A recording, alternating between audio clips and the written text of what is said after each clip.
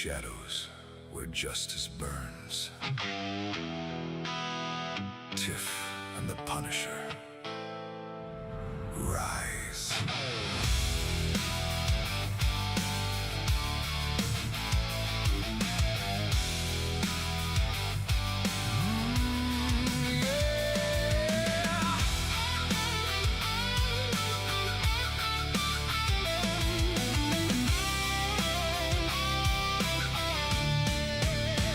Street lights flicker, the city's on fire. Tiff walks the line with a cold desire. Punisher's shadow, the hammer falls hard. No mercy for evil, they're playing their card. Through the alleys of pain and the rivers of blood, they hunt down the guilty, they're the judge and the flood. But every war needs a mind that can see, a voice in the chaos that cuts to the core. Tiff and the Punisher carving the night, punishing sinners beneath the pale light. Becka steps in with that smart-ass grin, brainiac queen, always right from within. She's figuring out the world one fact at a time, calling out the lies with a razor-sharp mind. You think you're clever? Watch me prove you wrong. Becka's in the mix, and the truth marches on.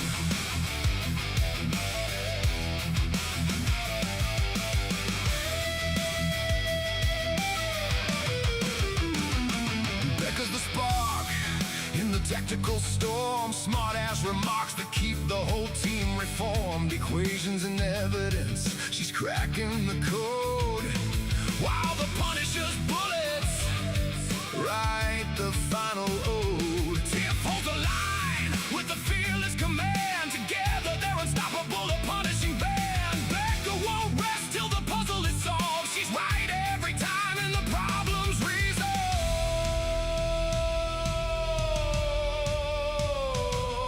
When the world's gone mad and the answers won't bend, she'll dissect the chaos and break it again. Smart-ass brainiac, queer the fight. Tiff and the Punisher on the night. Tiff and the Punisher carving the night, punishing sinners beneath the pale light. Becka steps in with that smart-ass grin, brainiac queen, always right from within. She's figuring out the world one fact at a time, calling out the lies with a razor-sharp mind. You think you're clever? Watch me prove you wrong. Becka's in the mix, and the truth marches on. Tiff and the Punisher. Becka's got the answers. Justice never sleeps.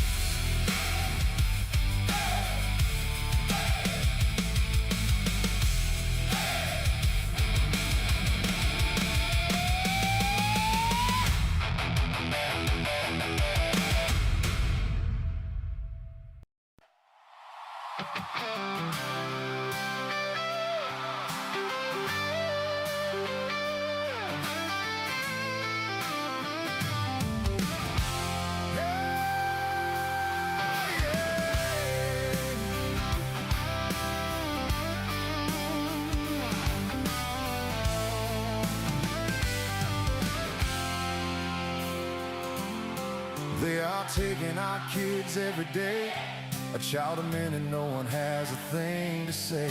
For those who have been isolated, don't be worried, you have a voice today. So listen up everyone, here is the story. Child Protective Services is real. CPS is what they call it. They want our kids because it fills a lot of people's wallets. We all think it won't be us. We say when they come we will be so tough. It all sounds good when there's no one to take them. But when they come, your voice gets to breaking. Stay calm, step away.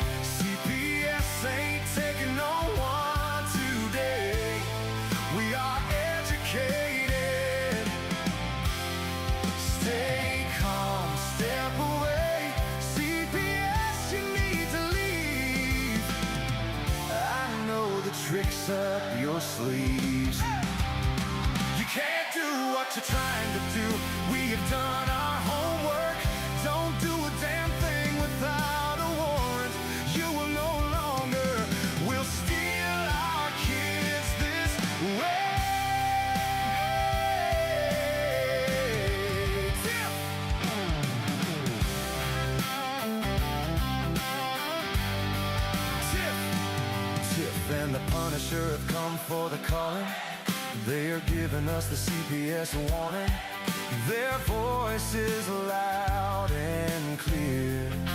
We stopped losing our kids this year. Tiff wants to fight the entire planet. She's tired of our kids being taken, god damn it.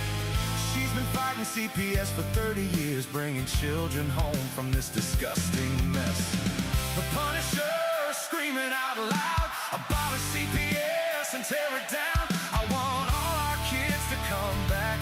Look at all those kids' pictures held up by Tiff Tack. Together we are stronger than we need. We will tear down CPS with hot speed. We will do so much being together. The birds of a feather flock together. So watch out CPS, here we come. Picking you off one by one. We promise to bring back the family and prosecute the caseworkers unhandily. So give us back the kids you have taken, sending you all on a vacation. The one with bars in the windows and the only games you play are on Nintendos. Corruption in courts, here we come. We won't stop until it's done. Your judges need to learn what you stand for. This is Tiff and the Punisher Warrior.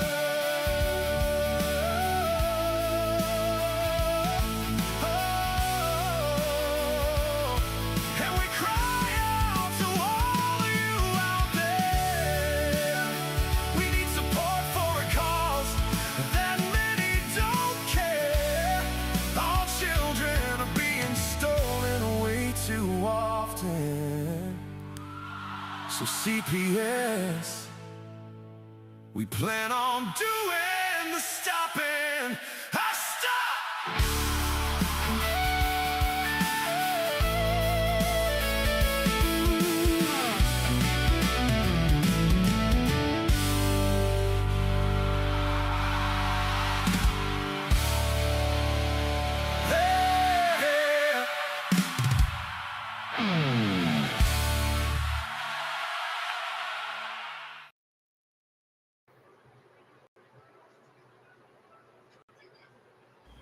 Your microphone's not on.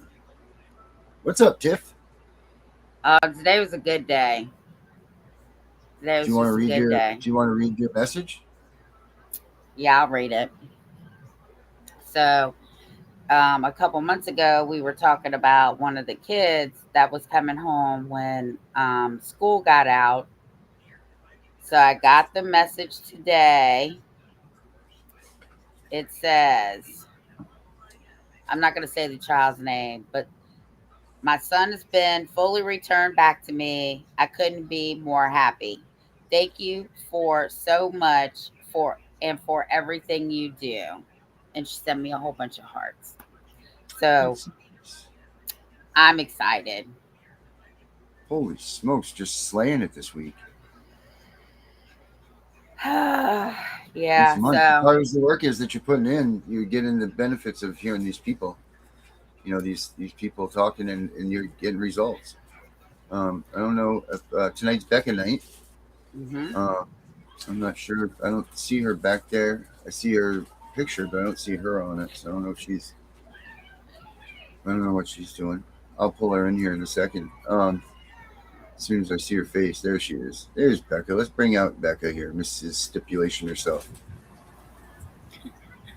Here's Becka. Oh. What's up, Becka? Okay. What is going we on? can see you. Okay. There Just she making is. sure. All right, are you ready now? Yeah, sorry. What's up, Becka? So, I found this video when we were just going through this, our pregame, and I can't. This thing just labels it all. I mean, I gotta play this. Let me make sure I still have it, because in my fit of my moment there, I might have deleted it. Nope, I still have it. All right, cool. Let's start with watching this, because this will lead us right into this. Will lead us right to where we were going anyway. but this, nothing else says it better than this. So let's just check this out. It's a little bit, it's 10 minutes long, but this is going to be worth the watch.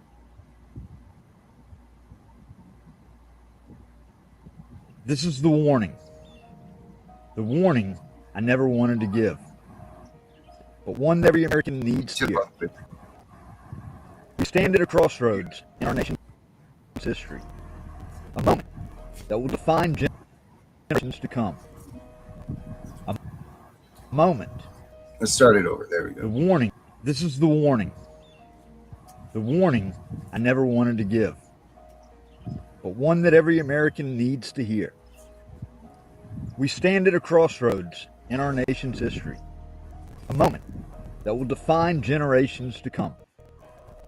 A moment when the very fabric of our constitutional republic hangs in the balance.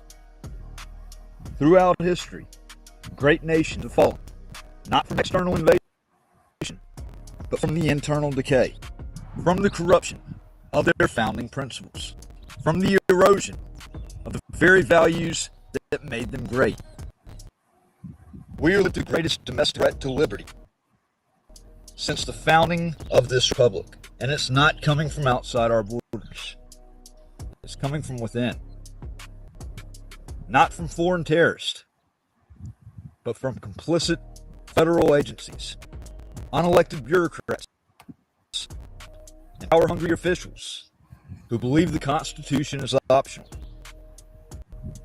and who are counting on the rest of us to stay too distracted, too divided, or too damn docile to stop them. I'm not here to make you feel comfortable.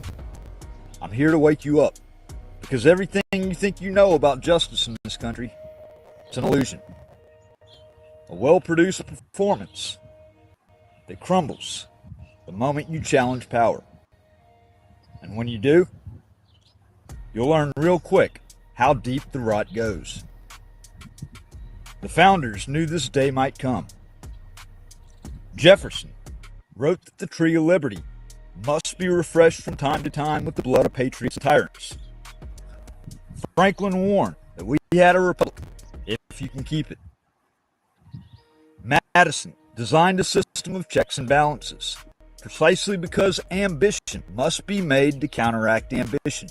They understood that liberty is not the natural state of human affairs, that freedom must be vigilantly guarded, that rights, once surrendered, are nearly impossible to reclaim. But what happens when those safeguards are dismantled? What happens when the very institutions designed to protect liberty become its greatest threat? You'll learn that agencies like the FBI, the DOJ, the Office of the Inspector General, the ones you thought were there to protect you, will either look away or worse, actively protect the corruption. You'll learn that courts don't always care about the truth, that due process isn't guaranteed, that oversight has become a punchline, and most damning of all, you'll learn that the public, the average American, doesn't even care. They'll scroll past your story.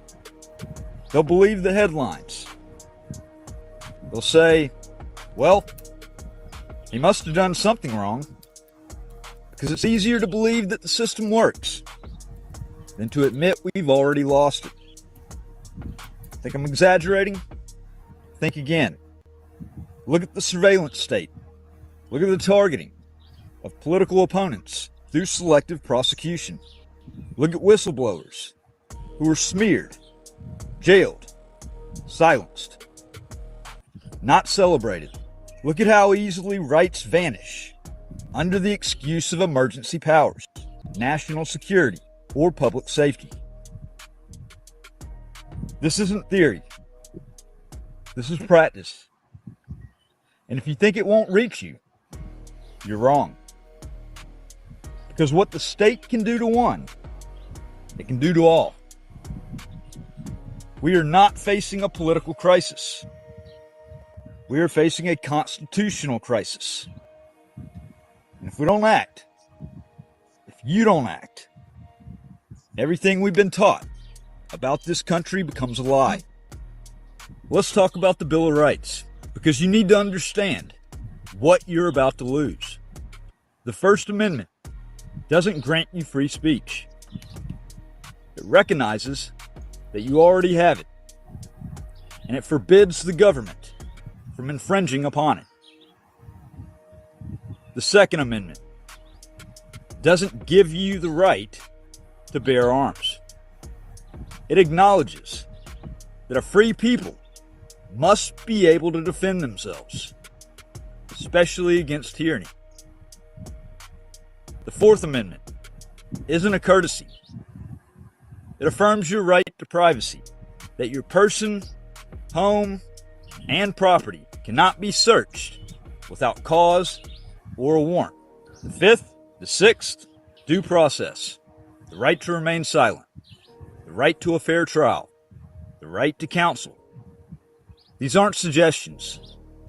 They're hard limits on government power, and they're under direct attack.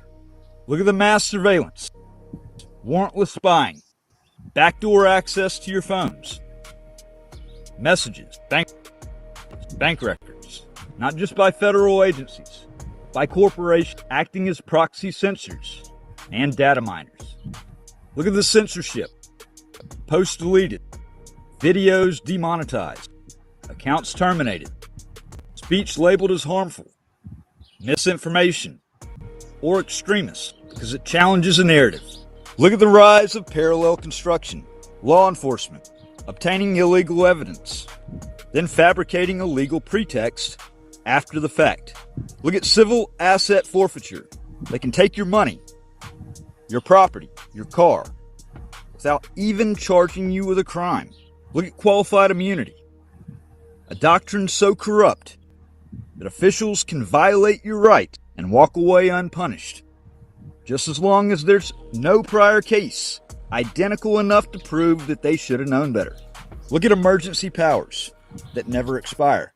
Look at how fast the Constitution disappears when fear becomes policy. And now ask yourself, where are the checks and balances? Where's the oversight? Where's Congress? Never. Where are the judges? Where's the press? Too many of them have either been bought, silenced, or seduced by the very power they were supposed to restrain. This isn't speculation. This is the roadmap of history. Every authoritarian regime, every fallen republic followed this path. They used fear to gain control. They used security to suspend liberty. They used crisis to consolidate power. It begins with censorship, then surveillance, then propaganda, then criminalizing dissent, then weaponizing law enforcement, then rewriting laws, then denying due process, then controlling speech, then controlling thought. By the time the public realizes what happened, it's too late. So let me ask you again, what will you do? Will you stay silent? Or will you become ungovernable in the face of tyranny? Because liberty will not defend itself. It needs you.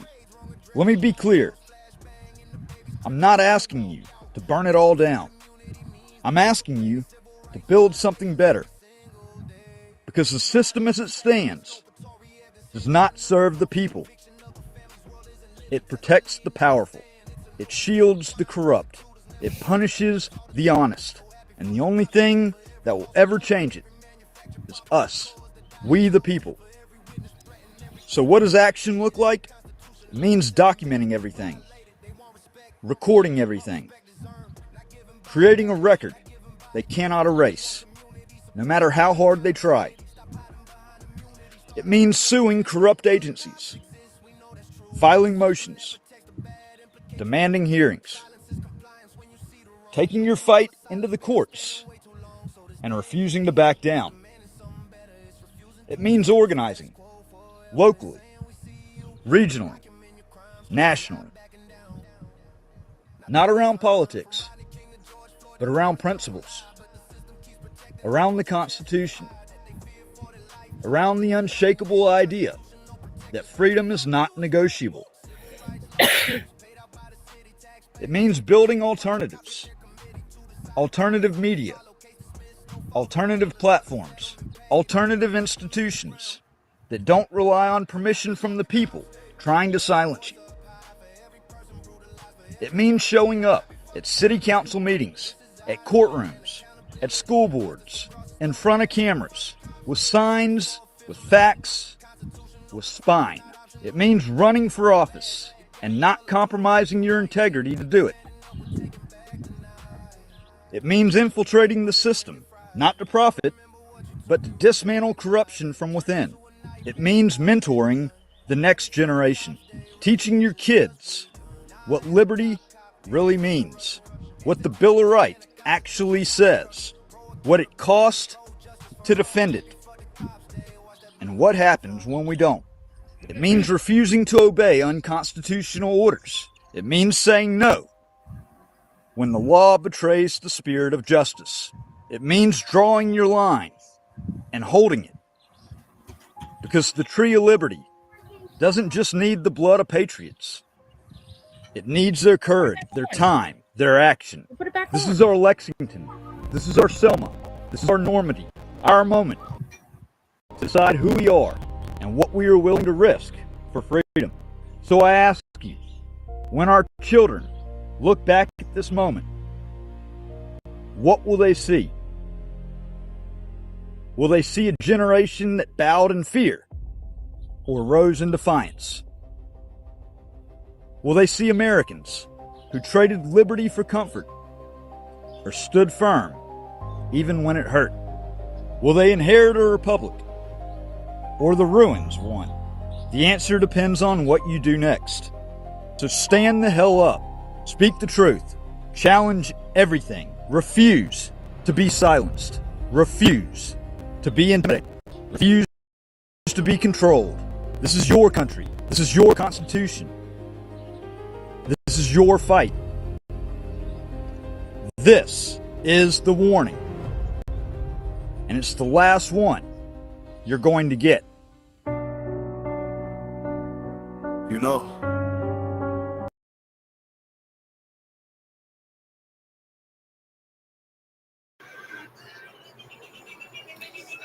Well, you guys already know that he speaks my language and I don't back down. And I do challenge people, especially if they think you heard what I said, they think they have authority over me. No, no, no, no. And he's right. We have to build an army of spined people. Osiris told me one time, Tiffany, you just need to have a constitutional boot camp. Right? And I will tell you that my kids and my grandkids definitely are learning, well, the littler ones are learning the Constitution because they walk in my house and I have it hanging on my wall.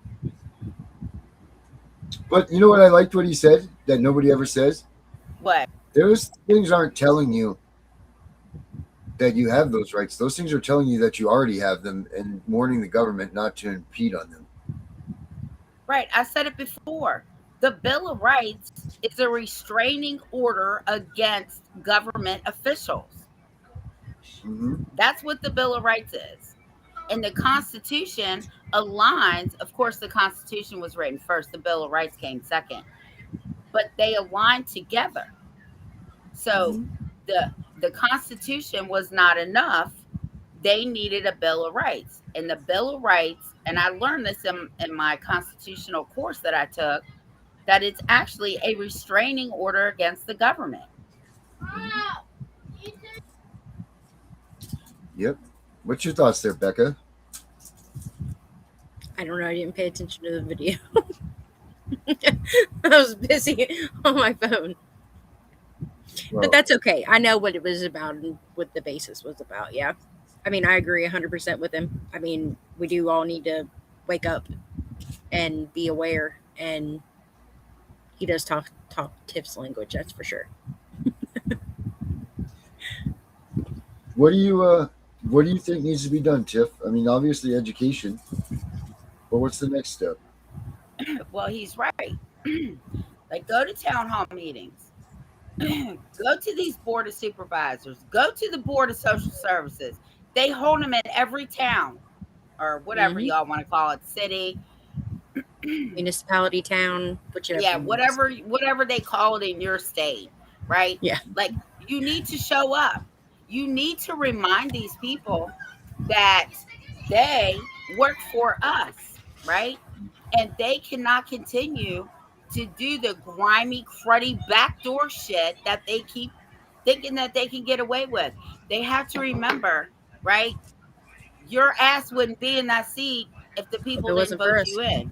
Yep. And that's what I don't understand about this movement. And we say it time and time again. We've got more people in this movement that could possibly be involved in this movement than any other movement out there. More than Black Lives Matters, more than Hispanic Lives Matters, more than any of those. I mean, we got millions and millions and millions of people that have been affected by CPS. Millions and millions and millions. Directly. I mean, short of like all those other groups are ethnic groups, so they can't even touch the magnitude of people that the CPS arm has hit. You know, because this is black, white, red, brown, green, pink, gay, whatever. It doesn't matter. CPS still hits it, you know. More black, Spanish, and then goes down the hill. But They're the one people that don't discriminate. yeah, exactly. And you know, like they're the one government agency that I bet you is scarier than ICE. You know, CPS comes, you know, ICE comes, at least you know, shit, I don't have a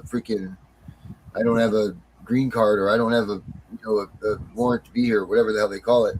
But when CPS comes, you don't know what the hell you did, and anybody in the neighborhood could be a target. It could be anybody, you know, and that's a scary damn thing. It's a scary, scary thing. There's no way of preparing for it. There's no way. Well, there is ways of preparing for it, but there's no way of knowing that moment when they come to your neighborhood whether it's going to be you or the neighbor. There's just no way to tell.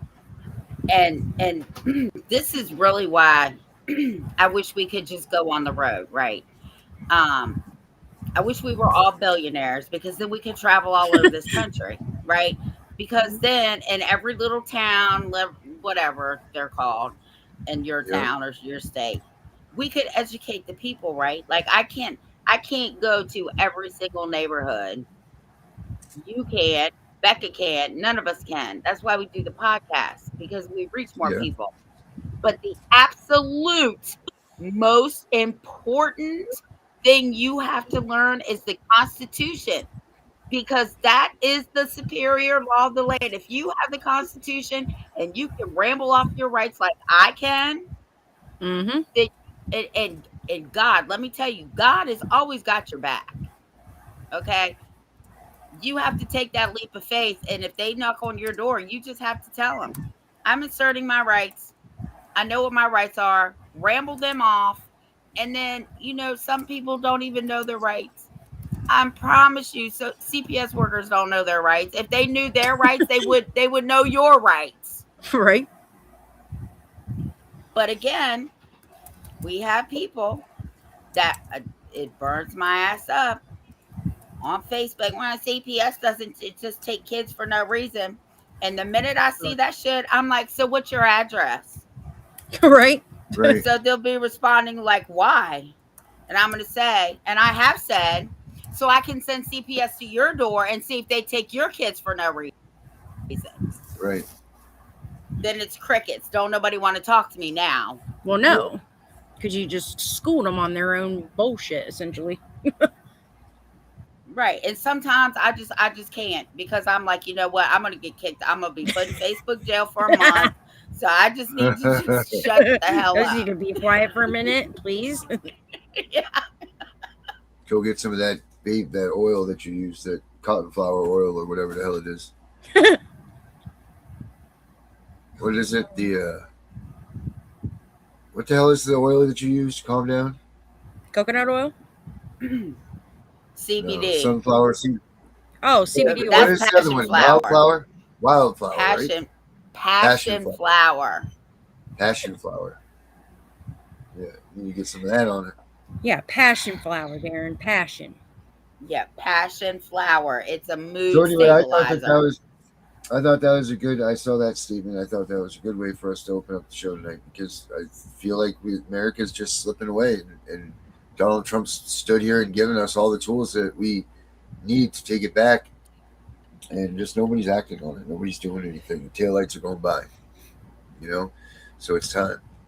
It's time people need to realize this, that this is the And truth of reality. here's the thing. We're in the 250 years of this constitution of this country. Mm-hmm. You would think that more people would be awake and understand the constitution. Do people really understand what they're celebrating this July 4th? Do No. these Yeah, people really beer, and hot truly dogs. understand? Yep, beer and Huh? hot dogs and Daisy Dukes, Okay, obviously. well, let me tell you about your Oh, my beers, your birthday and your birthday.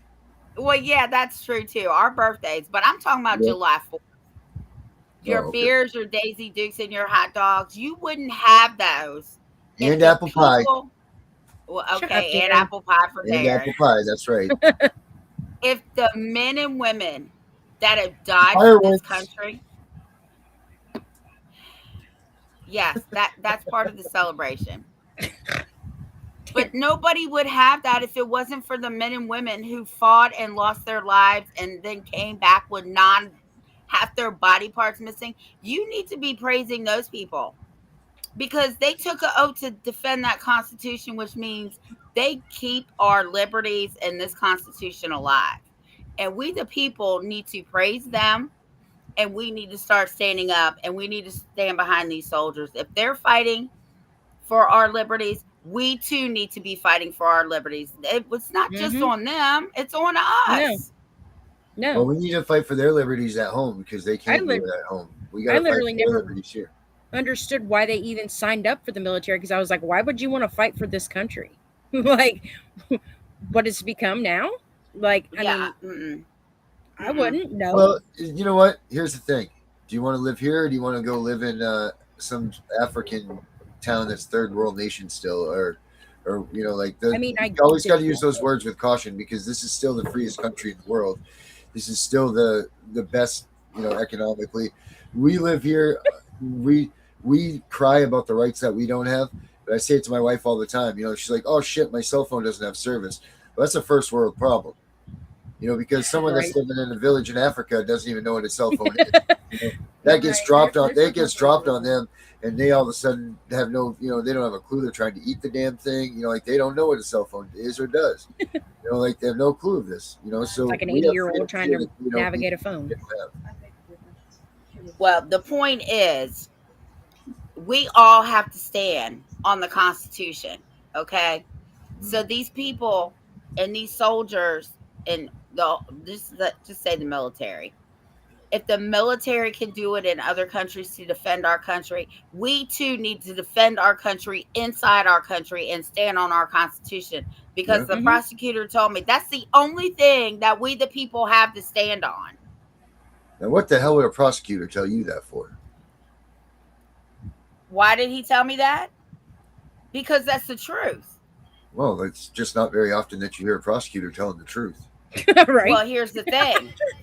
When you have good rapport with people, they will always tell you the truth, right? Right. And I have a bullshit meter anyway. Oh yeah. Oh God, don't put it up there, Darren. Putting it I've up. known this man forever, right? And I told him what I did, and he said, "You keep doing it, because the Constitution is all that we, the people, have to stand on." And I knew Yep. for a fact those words that came out of his mouth, he really believes that. Does he still fight? So if someone comes in there laying down the Constitution, does he go out on? Does he say, okay, they're right about this? Well, I've never been prosecuted by him, and I've never been. Well, he used to prosecute all my car thefts because I worked Right. for a rental company. Well, you're in the wrong in that, but you're in the wrong. So you know that's a whole different fight. You know, like I will say this: if an attorney walks over to him, and he said this out of his own mouth, if an attorney walks over to me and says, "I promise you, you have the wrong person," he said, I stopped the proceeding, and I have my investigator look into it because his Yeah. biggest thing is he does not want to put the wrong person in jail. Because too many people are already put in jail wrongfully. Right. And he's a good prosecutor. That's why he's been our prosecutor for almost 20 years or longer than that, 25 years maybe. But this is the thing. We have to go meet with these people. We put them in these positions, right? Because prosecutors are not they have to run for office, right? They're elected Yeah, they're officials. elected. Right. Nobody should be afraid of a prosecutor. Okay? If you break the law, you got to pay the piper. I don't care who you are. I had to pay the piper quite a few times. But I broke the law. Okay? Yeah. So, but you need to have conversations with these people. Actually, their job is not really to put you in jail. Their job is to get justice for the victim. Right. That is their job. Hey, Alicia And says she wants. Oh, sorry. Go ahead, Tiff. No, go ahead. No. No, you go ahead. No, you go ahead. Somebody go ahead. Jeff, go ahead. Just go ahead. No, because now I forgot what I was going to say. It's not a big deal. What did Alicia say? All right. So Alicia says, and everybody say hi to Alicia. Alicia says her husband wants one of their babies to join because of the camaraderie that it gives to be in the military. And I would agree to that because there's nothing out. My dad used to say it all the time that there's nothing out in the civilian world that even compares to what you get in the military world. The true friendship, the true knowing that someone has your back, essentially your life is on someone else's line, like you're paired up sometimes, and I know the combat situation that guy's got your life and you got theirs, like things like that. You don't get that out in this world. People would rather just steal from you in this world than, spit in your face, or whatever that saying is. But then isn't it a reality shock when they come back into civilian life? And that is what's happening? They all hate it very much. They hate it. They hate the fact that people aren't loyal to one another. They hate the fact that people aren't committed like they say they are. They come from a place that their word matters, and their word has to matter because it could be the end of someone's life if it doesn't. Mm-hmm. If they got you, that means they got you, no matter what.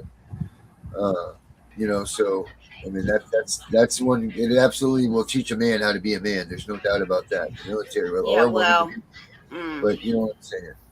I have one son, and he wanted to go to the military. I said, absolutely not. I said, first of all, you will not fight for a country that when you come back is not going to take proper care of you. Absolutely not. That's the problem I have with this country. We need to treat our vets like they are royalty. They should have the best care, the best medicine, the best of everything. They gave their life and limb to fight for our country, and when they come back, right. What? Or they just put it out there, even if they didn't come back hurt, like they still, any veteran that has served, they served their, and that's whether they were in they did come back into everything. If they were in a support position, maybe they never even went overseas. But for every one combat troop, there's 12 people that support that one guy.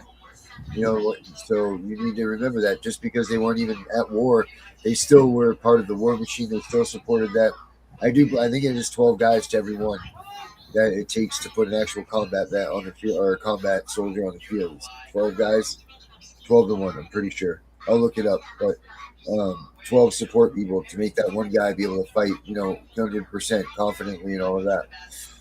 So it's all of those people that are together. And that's where that thing that she comes, like where Alicia just said that. That's where that comes to play because that everybody on that team's got you. You know, if you're hurt, that doctor's going to be right there by your side. You know, if your fucking pants tear, you know, there's someone that's in supply right there that's going to make sure that you have comfortable pants and socks. You know that the helicopter you ride in is going to, you know, like all of these things are taken care of for you. So all you have to focus on is your job. That's it. Mm-hmm. You can't get that in the United States. You don't get that anywhere out in the civilian world. Sure, you might have a crew of good people that you hang out with or you think you are good, but wait till you tell them that you're moving to the third floor of an apartment building. You'll see how much camaraderie you really have. No one's showing up for that. No, like, and that's the facts. There were I can't remember if they were deputies or just regular police in Virginia Beach.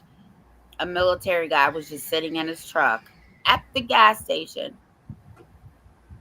They assaulted this man. This man had on his army fatigues with his name tag, and the stun gun or whatever it's called, Yeah, taser.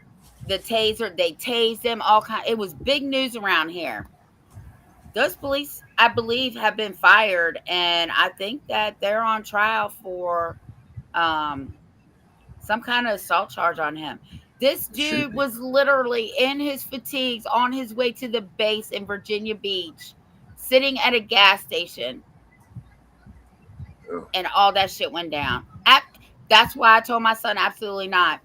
Mm-hmm. This country will I not didn't take think care that of he could you. go if he's your only son. Well, she He can is make my it. only son. I was gonna say then he couldn't even go. He couldn't even enlist. Oh yeah, he can. It's his Well, choice. he could go if he He wanted can't be to. forced. He can't be forced in the draft though. If there was a draft enacted, they can't Right, force Okay, him. that's because what he's it is. the The only draft. child. Okay. He was the only son.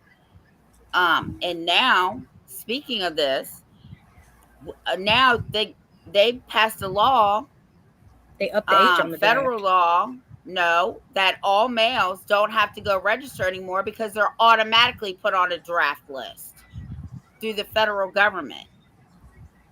Yeah, I noticed that we used to get when I was younger. You used to get that thing in the mail. Always said like, make sure you register by the time you're 18 or when you turn 18. That was like a big Yeah, push. you had to register. Like it was Yeah. like against the law to not do it.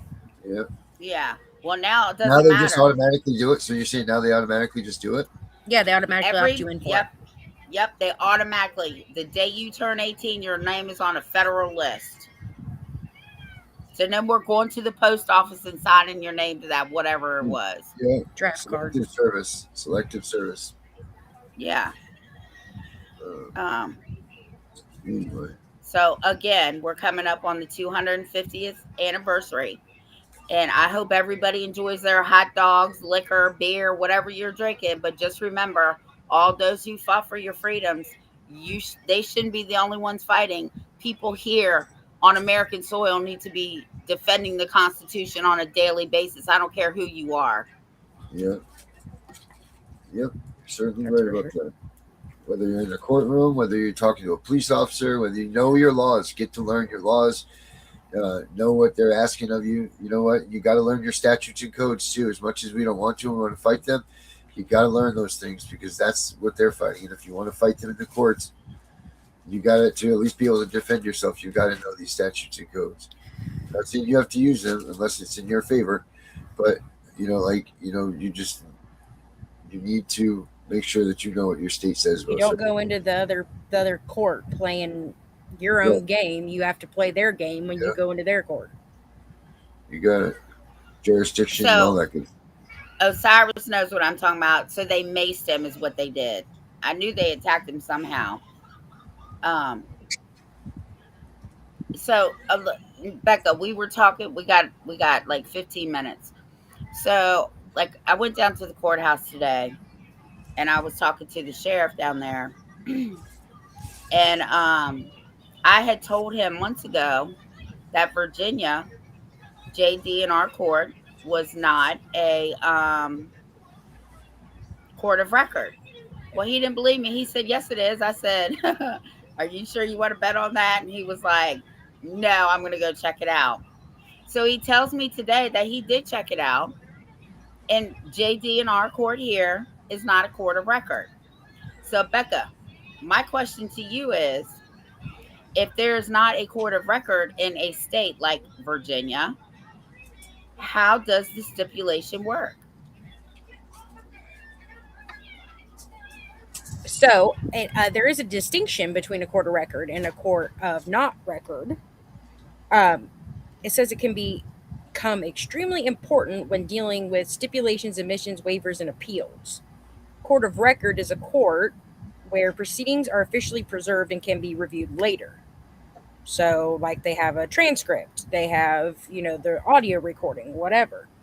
And it says in most juvenile courts, and they actually says that it's done away with the court. They've tried to, majority of it, they have tried to do away with the court of not record. But they still have them because there is no transcript. No transcript can exist, and essentially years later, you can't challenge something that there's no proof of. If there's no proof, then they can't do anything with it. Like, that's one person's word against the other person. Yep.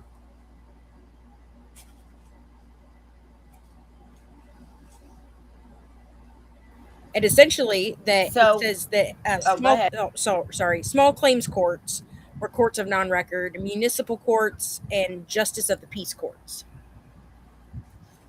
That's And it says weird. states have largely moved away from true courts not of record.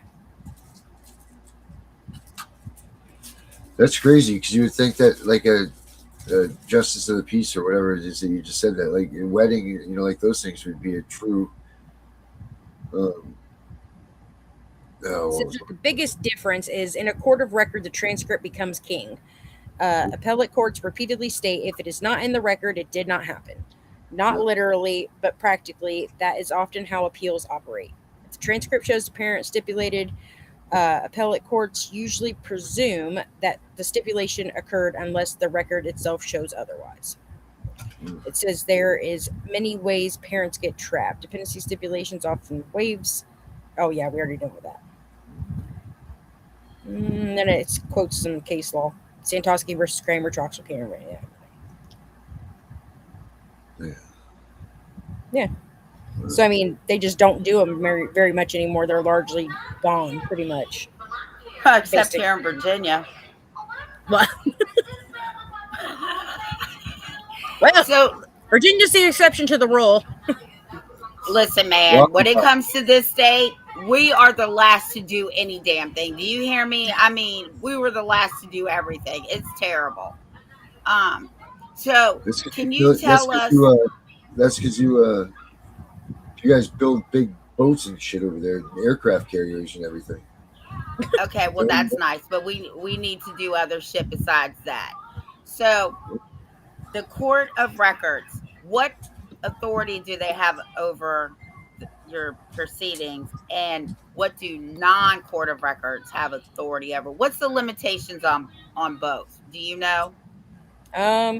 When I said earlier, hold on. What's the authority? The difference in authority.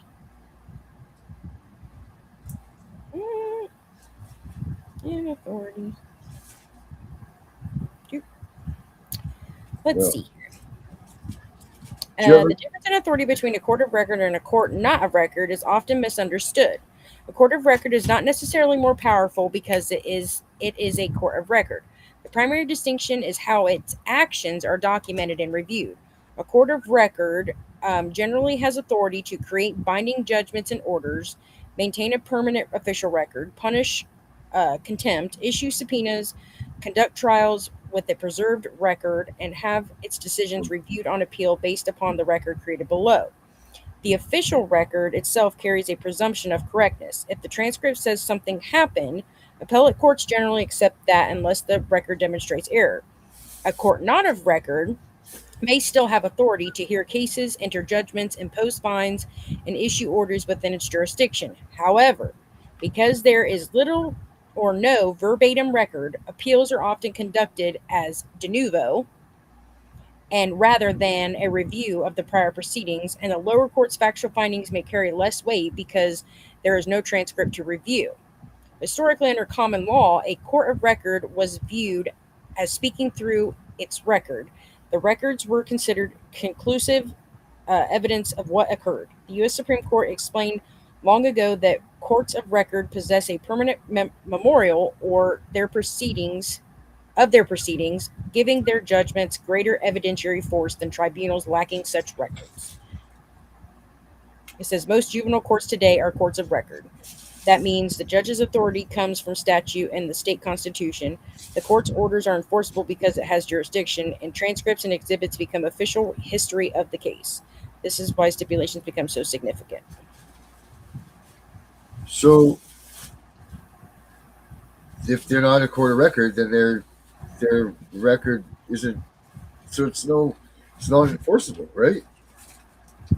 I mean, essentially, you can go to appeals court and have a new trial. But it makes that. I think it's kind of a benefit. Reread what you just said about the court of record. What? Reread what you just said about what you said there at the end about like essentially. Court of record. Court of record generally has authority to create binding judgments and orders, maintain a permanent official record, punish contempt, issue subpoenas, and conduct trials with a preserved record. Have its decisions reviewed on appeal based upon the record created below. The official record itself carries a presumption of correctness. If the transcript says something happened, appellate courts generally accept that unless the record demonstrates error. Now, the courts not of record still have the authority to hear cases, enter judgments, impose fines, and issue orders within its jurisdiction. However, because there is little to or no verbatim record, appeals are often conducted as a new hearing, trial de novo, rather than review of the prior proceedings. The lower court's factual findings may carry less weight because there is no transcript to review.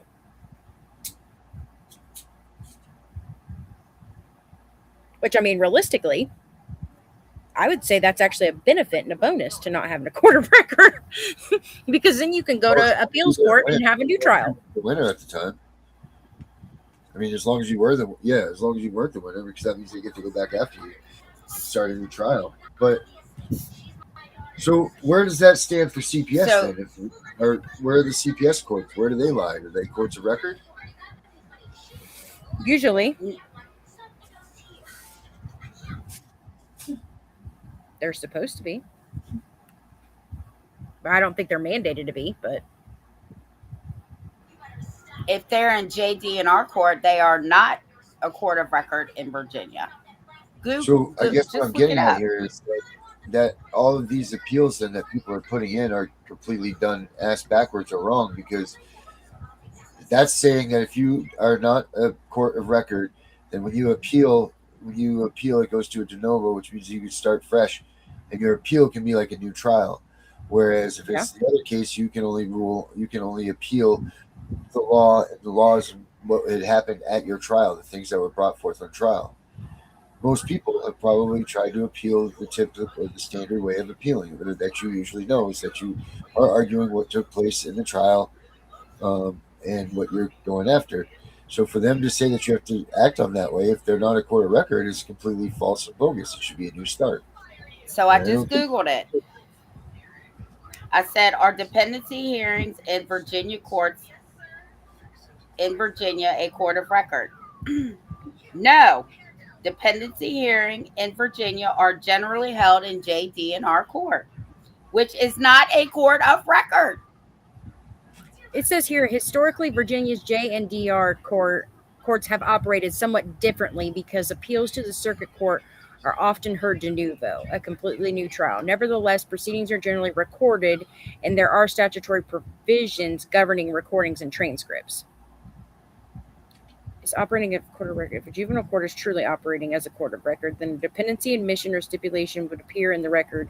Waivers of right should appear in the record. If there is no transcript, no audio, no recording, serious questions can arise regarding how meaningful appellate review can occur, whether due process was protected, and whether appearance admissions was knowing and voluntary. Well, I can tell you for a fact that they have cameras in the courtroom, but the volume is not on because they are not allowed to record in the courtrooms in JD&R court.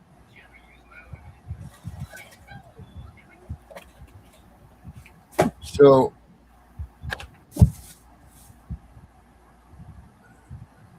again, these but all that's going to change at July 1st here in Virginia.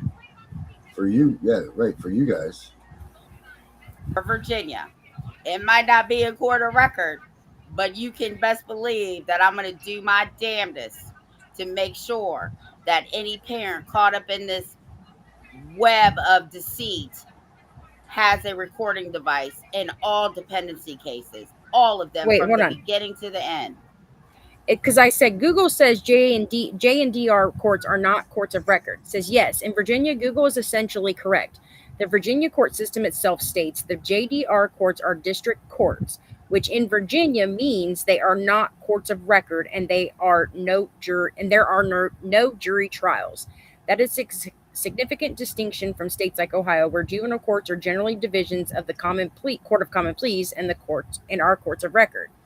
Why this matters: in Virginia, J and DR court, the court is classified as a district court. Appeals generally go to circuit court, and the appeal is usually heard de novo. De novo appeal means the circuit court does not merely review whether the J and DR judge made an error. The circuit court conducts a new trial, new evidence can be presented, new witnesses can be called, and the circuit court reaches its own decision. The interesting part, even though J and DR is classified as not a court of record, many proceedings are still electronically recorded for administrative purposes in various locations. However, those recordings do not transform the court into a court of record in the legal sense. A court of record is a legal classification, not merely a question of whether a micro.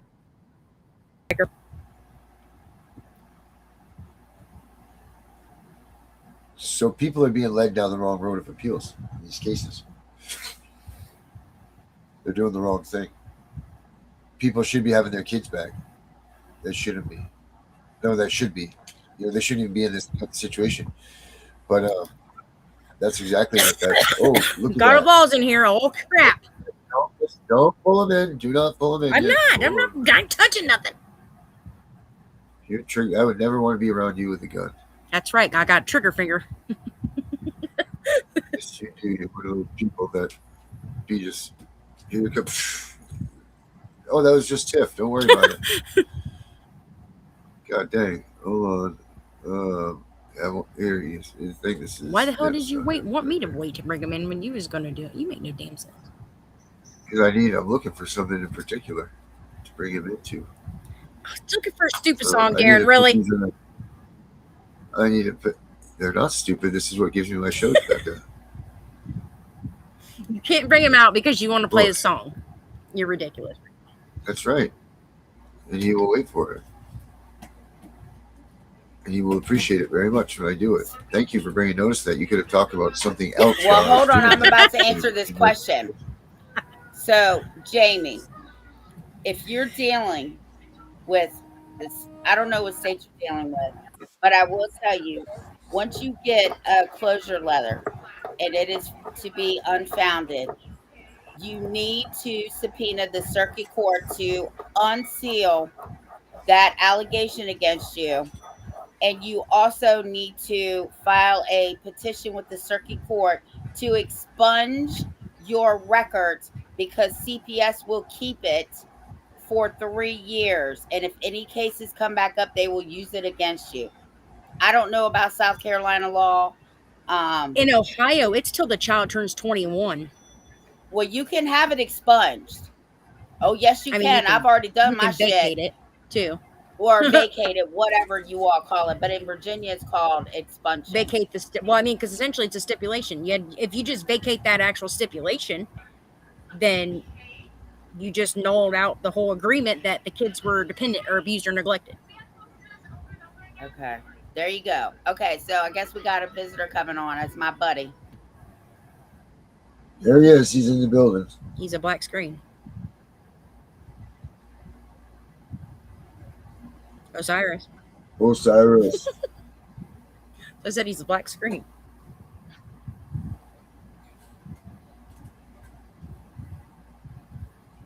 Oh wait, I see some light. Let there be light. Let there be light.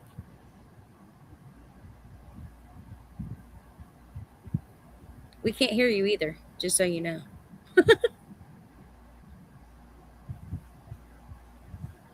Oh, he's gone.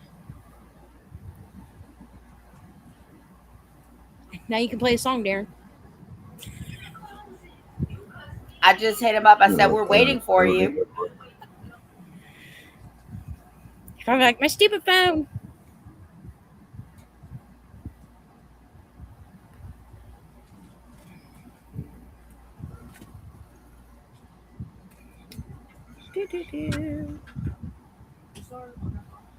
Yes, Mason.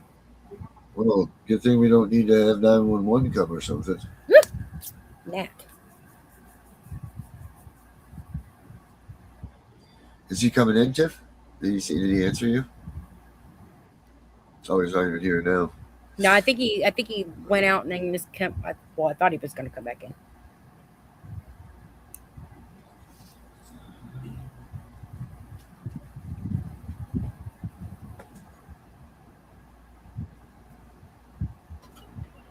I just asked him if he was coming on. We'll see. Oh, Cyrus. There's a question I wanted to ask him too. Yeah, so Jamie, just look up the laws.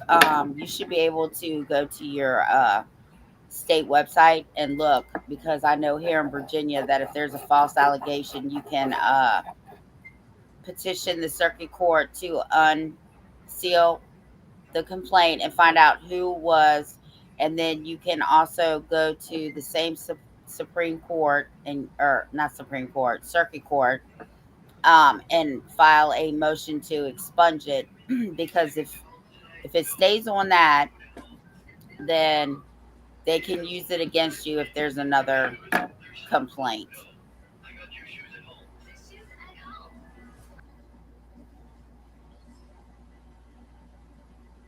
Where is Osiris?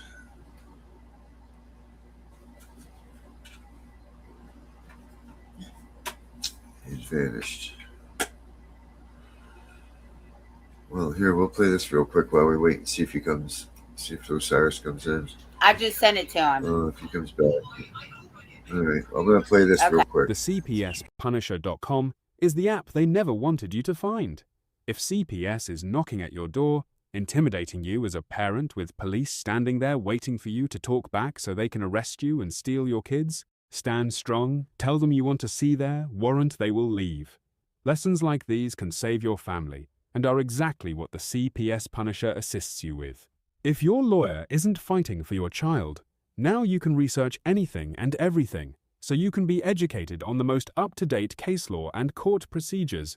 The CPS Punisher has more tools than Home Depot when it comes to recording data from your CPS case. Whether you need a timeline, log your visits, ask a question pertaining to the ADA, the CPS Punisher has it.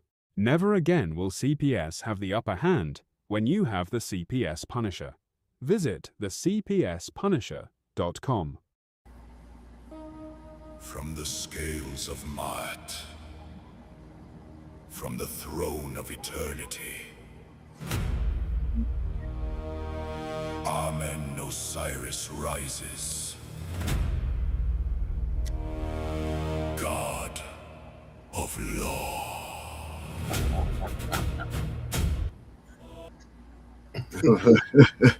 What's up, family? Hey, I love that shit. What's up, internet wifey Tiff? What up, Becka? What's that? Internet side piece. What's up, Darren? Internet brother. How you feeling? Oh man, I'm getting there, man. I'm getting there. I was, I listen to you guys every night, and like I said, they got me on these real good meds, and actually, they kind of lowered my dosage today, so I said I want to tune in and join you guys. I'm sorry I haven't been here, but I listen. I watch you guys every night, and I've been tuning in. And not to be funny, but I've been falling asleep on you guys and remembering what you said in the morning. And I do that sometimes too. I was about to say pulling Darren. Yeah, I love you guys and I miss you guys. And hi everybody that's tuned in to the channel. And you guys are killing it.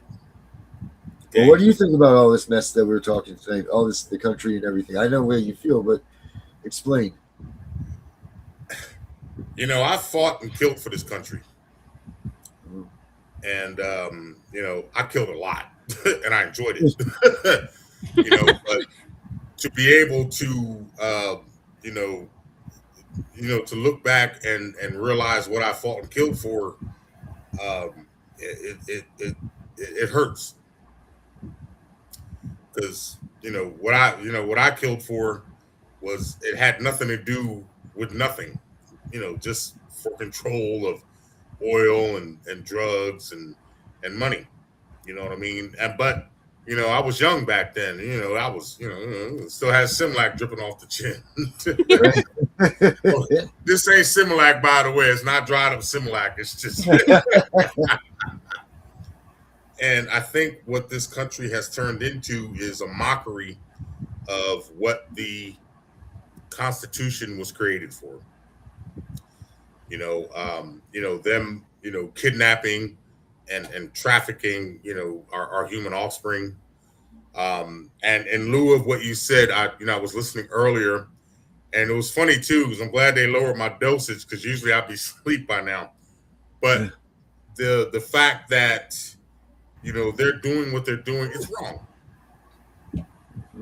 It's dead wrong. And our country was, well, now it's founded on freedom. It wasn't back, during Sam Crow and slavery days.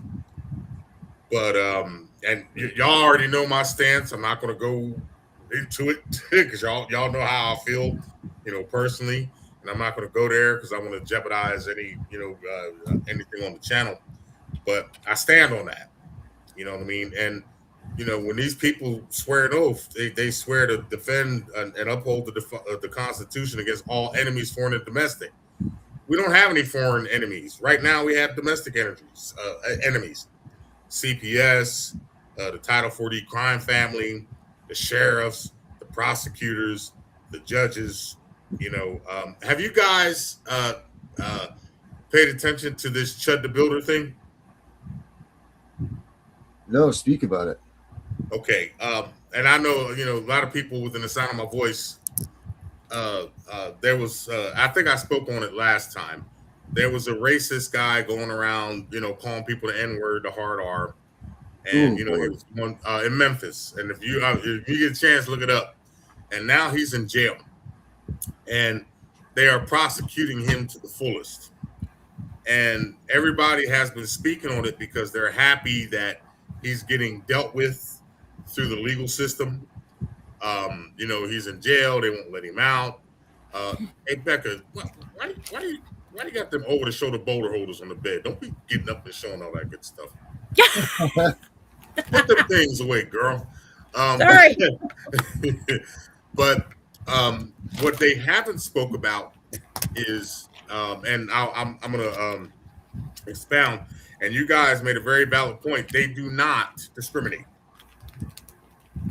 And I've received a contract the other day, and I told you guys I'd be working on it. And I do apologize because I've had some tragedy in the family. I've had some leg issues, and I've been kind of laid up. And I talked to Tiff last weekend, and Tiff said, "Yeah, well, maybe it's the universe telling you to sit your ass down and take a rest." And I did. And thank you for putting your foot right up in my behind, baby, because you was right on. You know what I mean? I haven't been to work in almost a week and a half, almost 2 weeks, and because I needed a break and I'm tired, and but this guy, what he did was he was going around. Hey, Becka, have you heard about the Chud the Builder thing? You know what? And that's what I love about you guys. You're not paying attention to shit that doesn't mean anything. But the reason I'm bringing it up is this guy. When you get a chance, go on YouTube, and I want everybody to go on YouTube, and I want you to just Google go on YouTube and put in your search bar Chud the Builder, and I want you to see he's a Caucasoid, and what he was doing, and he was going around calling people the N-word, and he was going around to black people, calling them an N-word, and then he was going around to white people, and then when they said, "Well, hey man, I got Afro-American grandkids or whatever," then he called them the N-word lovers, right? Right. Oh yeah, it's crazy, and then he was posting on I think it was X, and why I don't know. I don't know why X would allow him to go around saying the things that he was saying to people and not like shut him off. Yeah. And now they're persecuting him to the fullest. And what I want you, once you watch it, I want you to pay attention to what's going on. They put him in jail because what he did was he was going around antagonizing people, and then he even posted that I'm going to wind up killing one of these these N-words, and you guys are going to chimp out because I'm going to walk free. It was really disgusting. All right, I thought it was funny. But this is what happened. Your sick sense of humor. No, yeah, real talk. I thought it was funny. Well, here's the thing. I found it refreshing because at least he was honest. I'd rather know that you're a racist, redneck, no good, trailer trash fucker up front. Right. Instead of fronting like me and you were cool and then stabbing me in my back. Yeah. So, I don't like the KKK, but I respect them because hey, we don't like you. Okay, that's cool. I'm with that. You know what I mean? Mm-hmm. But here's what happened. Everybody is so happy about, they put him a $1.2 million bail on this guy. He can't get out. He raised money through one of these GoFundMe accounts or something like that. And the judge said that you can't use it. Now, here's the funny part. And this is in Memphis. All right. Memphis was one of the most racist states, southern racist states that there was, because that's where all the tobacco industry was. All right, which is fine. All right, but what happens is if you watch what is happening to him, the only dark thing that you see is the guard that brings his ass in there and who's looking at him like, I wish you would. Right. All right. So anyway, long story short, he approached a brother who was ex-military, and he started talking about that N-word crap. And the brother stepped to him, punched him in the face. So he shot this dude like 5-6 times. Matter of fact, he shot him right across from the Memphis courthouse. Right out front of it says, yeah. You're all right. So he's facing 5 to 65 years. Yeah, attempted murder, they're saying. Right. So here's the thing. And I'm bringing this up not to be out of the subject, but I want to bring this to your attention. What they're doing to this man, which is, legally justified. All right, but here's the catch. All right, the reason they are taking this man, and Darren, when you get a chance, you can read that, man. You can hit me tomorrow because I'll be sober, and because most of the good stuff is wearing off. All right, so yeah. And listen, I'm sorry, y'all, but I've been through some serious bodily pain, and they have me on some serious good stuff. But they're attacking free speech now. Is this where you're going? You're going to say this? They're going to attack our freedom of speech? No, that's not where I'm going. We all have the freedom of speech, but also you are responsible for the abuse of that right. All right, that's the federal and state constitution. But what happens is if you go and look and follow it, this has been going on for about maybe 3 weeks now. If you go look and follow it, what happens is, all right, he shot somebody. He shot a black man outside of the court, right, and then tried to claim self-defense after he went to this guy and instigated the fight. All right, so here's what the problem is, and this is going to bring me into the problem that everybody else is having.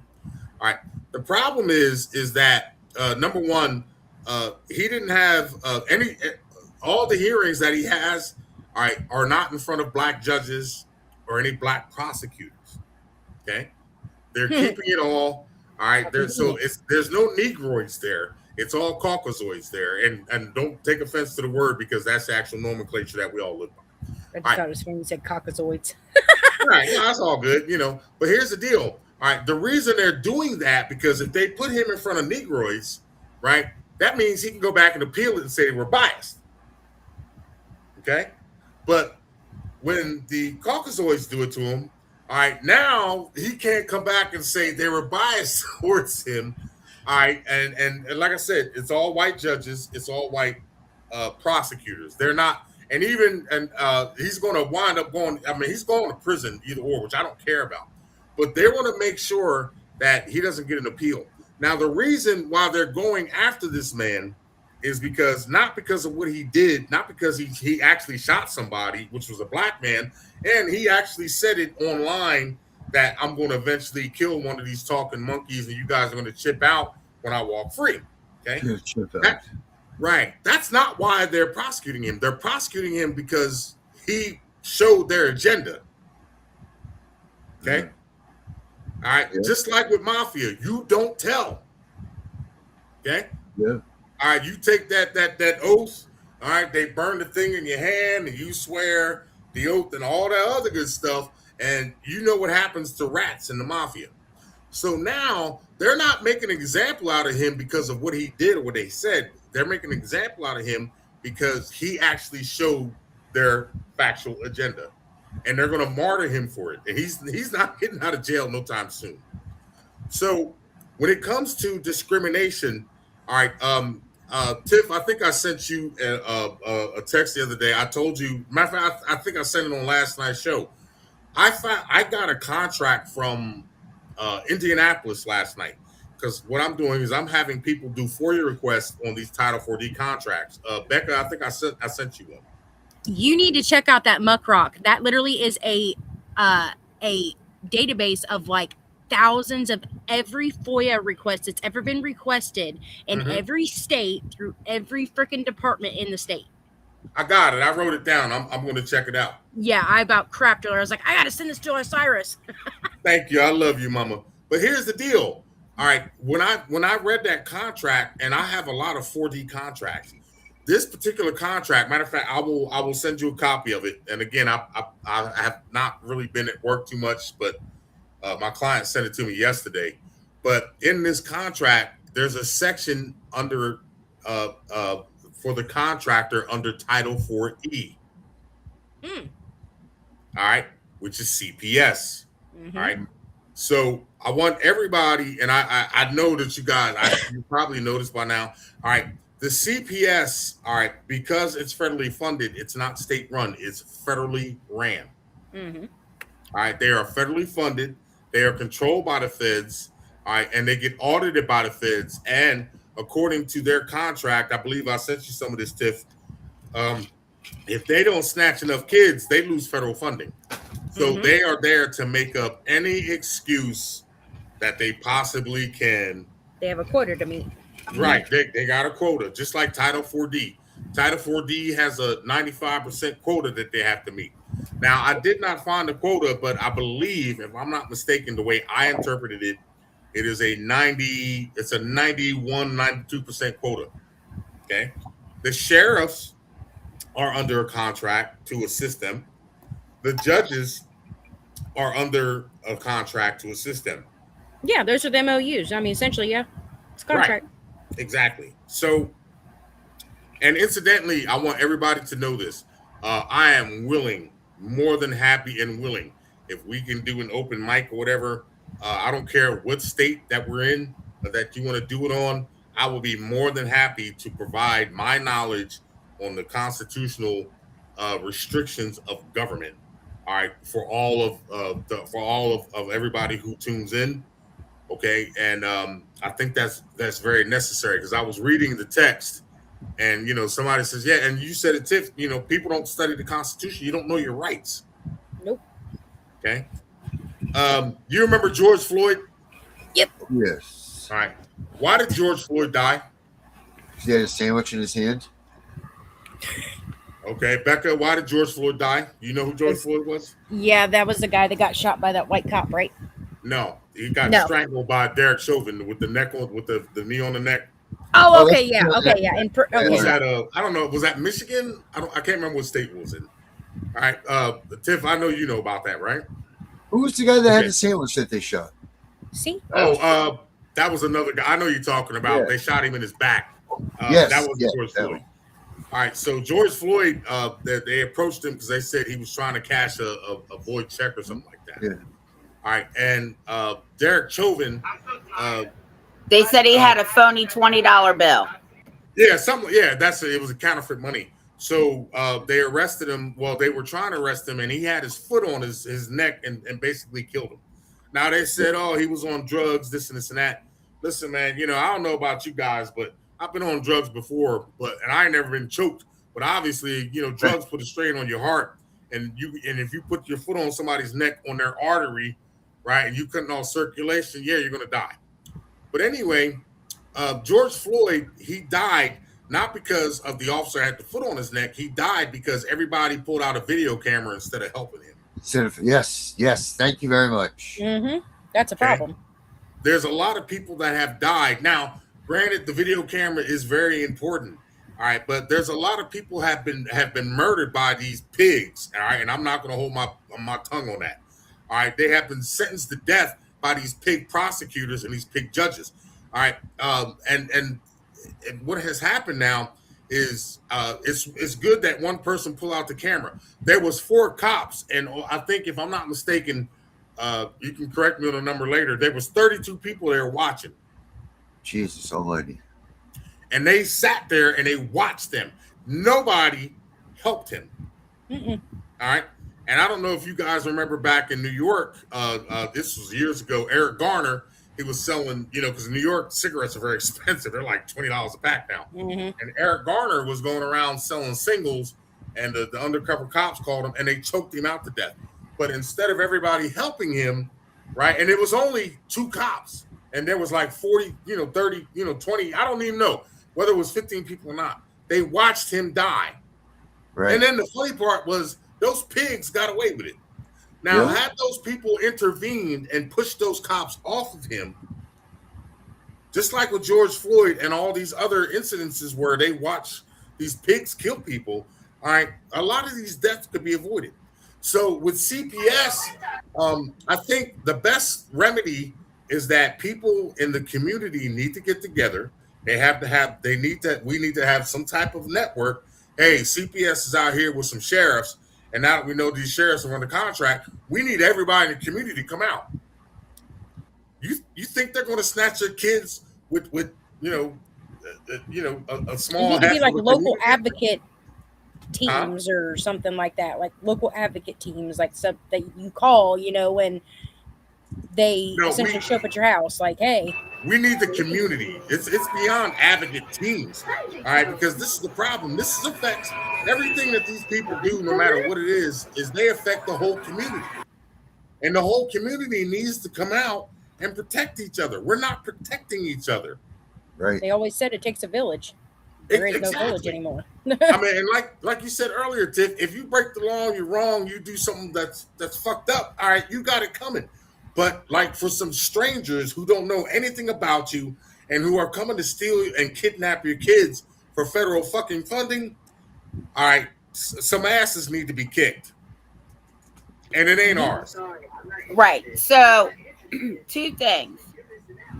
No wonder they're so mad at me, right? And I said this before. I'm fucking with their money. I am, because I'm getting kids home. Right. And 2, they thought that I was just going to submit, which I don't know where that craziness came through their head, that I was going to submit to anybody. Stockholm syndrome. Right. Well, reality check. This one went into Tiffany Wise protective custody. Absolutely fucking not. But the downfall of that, Tiff, is that's just you. Case in Not point, everybody's got balls like you. I fight for the community, right? I fight for the community too. But when they came in here and raided my office and took $3.2 million worth of computer equipment and customized software, all the people that I was advocating for, they was nowhere to be found. Right, I get that. You know what I mean? One of my rallies, we promoted it, this, that, and the third. As soon as these CPS workers found out where my rally was, what time it was, they went to their clients, or whatever you want to call them, their parents, that's what I call them, said, if you show up at that rally, we're taking your kids. That's intimidation. That's illegal. I know. Me and I called Darren immediately. I said, we're going live right now. You remember that, Darren? Yes, I do. But here's the catch. Why not go to CPS and say the same thing to them?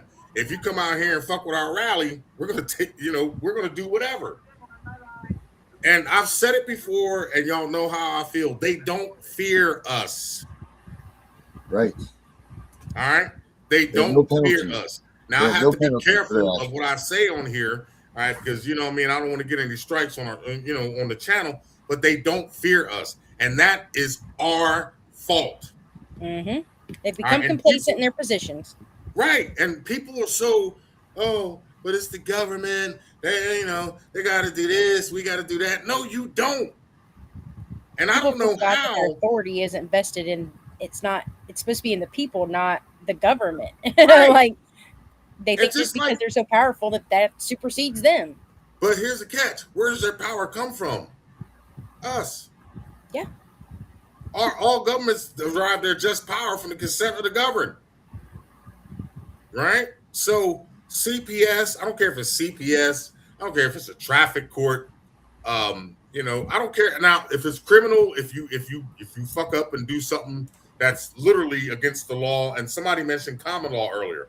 All right, under common law, there has to be a victim of a crime. Mm-hmm. All right. And Virginia, Virginia's a commonwealth, just like Pennsylvania, where I'm at. All right. And if you read it, the court shall be open to every man for injury done him, his land's good person and reputation, and he shall have justice and remedy by due course of law without sale, denial, or delay. So if there's no victim, with a personal injury or a victim of a crime, they have no authority over us. Right. Yep. Yet people are going to these traffic courts and they're going to tax courts, and there's no law that requires anybody to pay taxes. Right.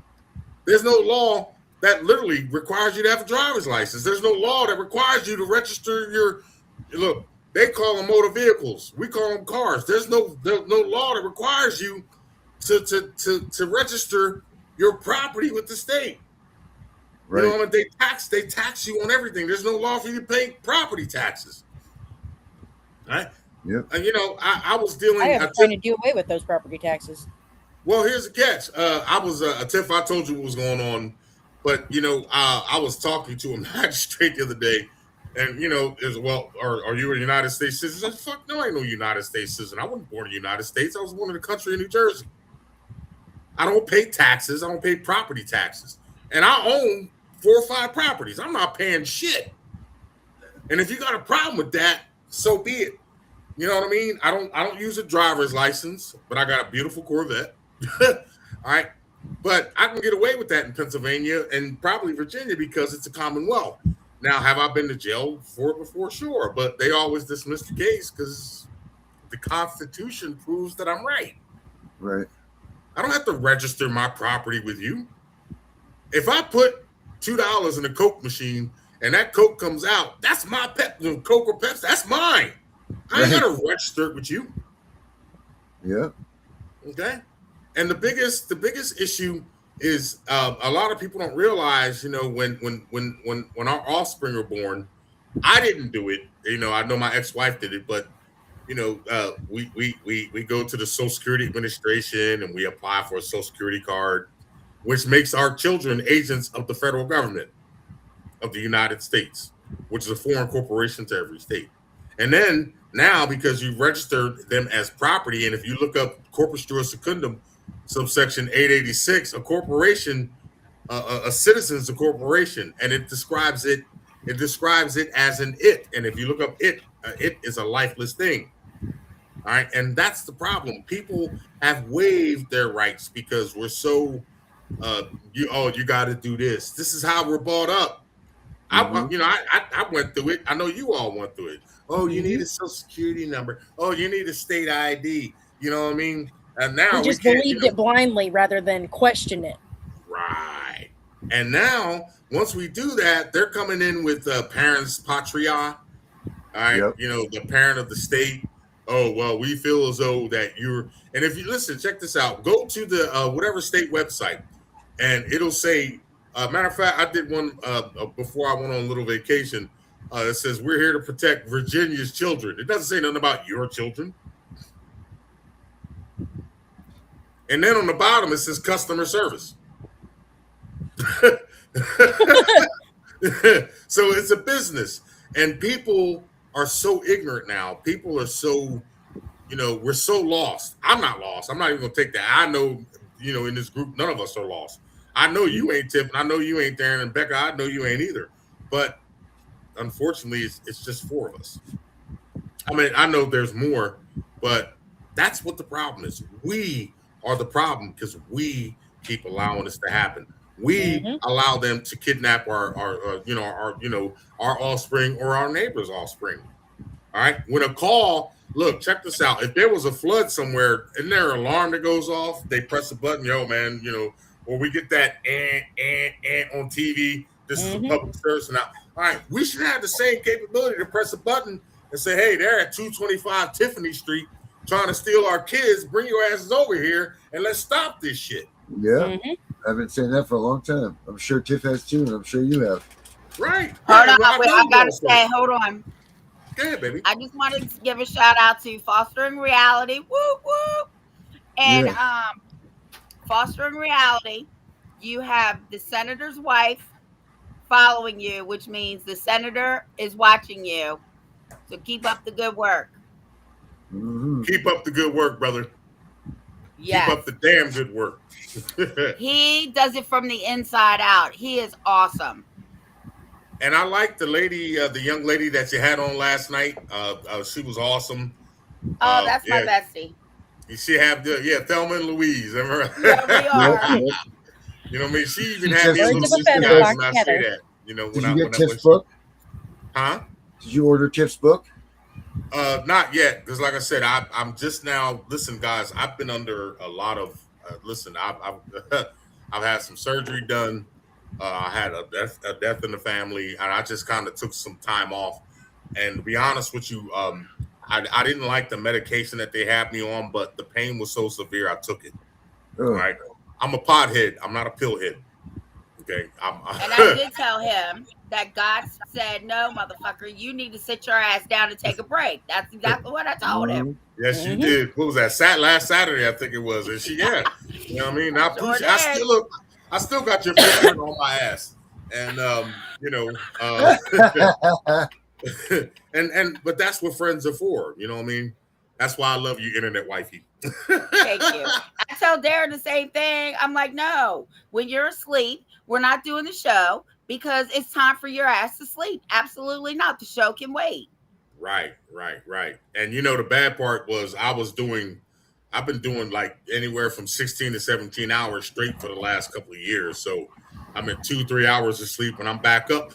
But I was so, I'm so compassionate about helping the brethren, you know what I mean? And the sisters. But like, I noticed that, and one of the things that, Tiff, like you said, to take a break was like, I was noticing that, I did a video about 2 months ago. I got 342 views, and this was one of the most powerful videos I made.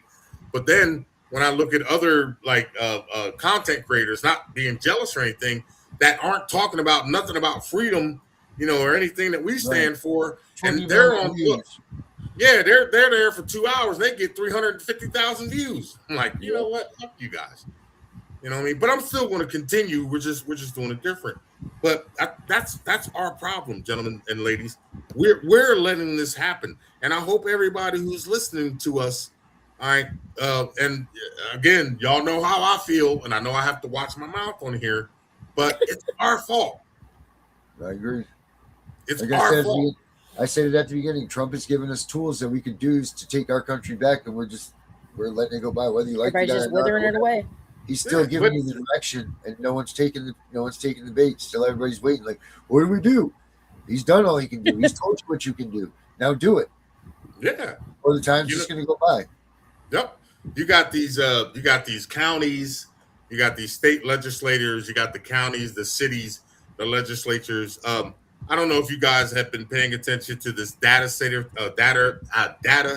thing. All right, but here's the catch. They're going to these people that they put in office to protect them and to do the best interest. And all these people care about is money. CPS, all they care about is money. These judges, all they care about is money. They will tear a family apart. Y'all know that. I mean, what I mean? I listen to you guys all the time. All right. Yeah. The love of money is the root of all evil. But, I mean, it's up to us to get rid of that evil. Congress, Donald Trump this, Donald Trump that. Well, how come you haven't impeached his ass yet? You know, or done something to change it or whatever. They don't. They go like we were just talking about yesterday. That big beautiful bill. They put $5 billion into the prison system. $5 billion. Yep. All look, and the prison. I listened to you guys last night. And I don't know, if you're aware of it. I can't remember. I think it's called Prison Corp. It's all traded on the stock market. These guys are making billions. Yep. And that sheriff that you showed last night, that fat fucker with the Wilford Brimley looking bastard. Yeah. With the big one from Ohio, from Butler County. Yeah, he's a yeah. whack. Check this out. They should have been got rid of him. What did you say? 6 times he's been there. 6 times he's elected or some shit. Yeah, because listen, one of the things that I have come to the realization is, all right, people, unfortunately, due to cognitive dissonance and the Stockholm system, they just, for some reason, they just enjoy being slaves because, like you said last night, the school system is the worst one. That's indoctrination of slavery or warehouse work. Yep. They know what they're doing. Exactly. Yeah. These people it was don't designed care for about that in the 1800s. That's literally what it was designed for. Right. Back in 1800s, you lived on your own. You plowed your food, you plowed the field, you ate. And then for some reason, people decided, we need leadership.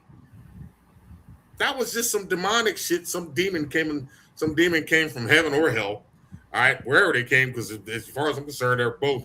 But they either came down here or up here and said, y'all need to worship these guys and waive all your rights.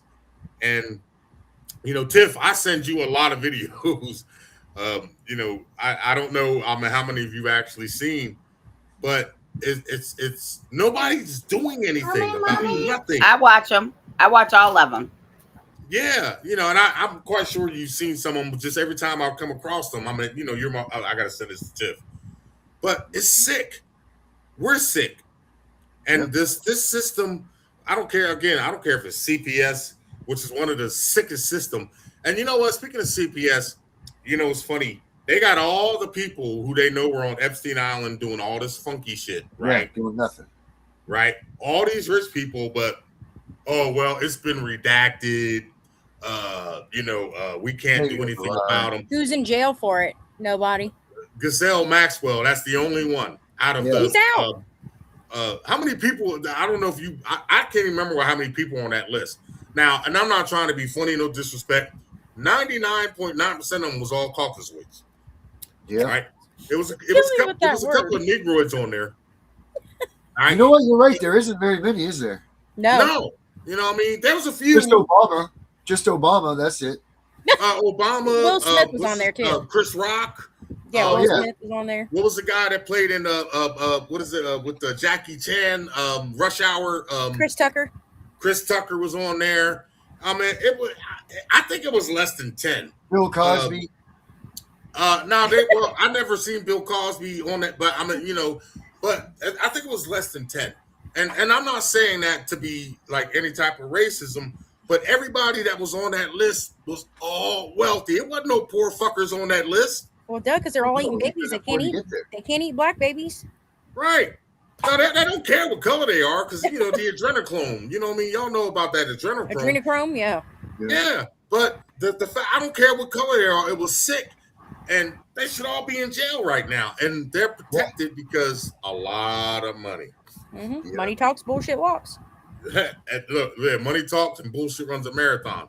That's it right there. I saw a license plate or a bumper sticker years ago. It says, "Don't steal. The government hates competition."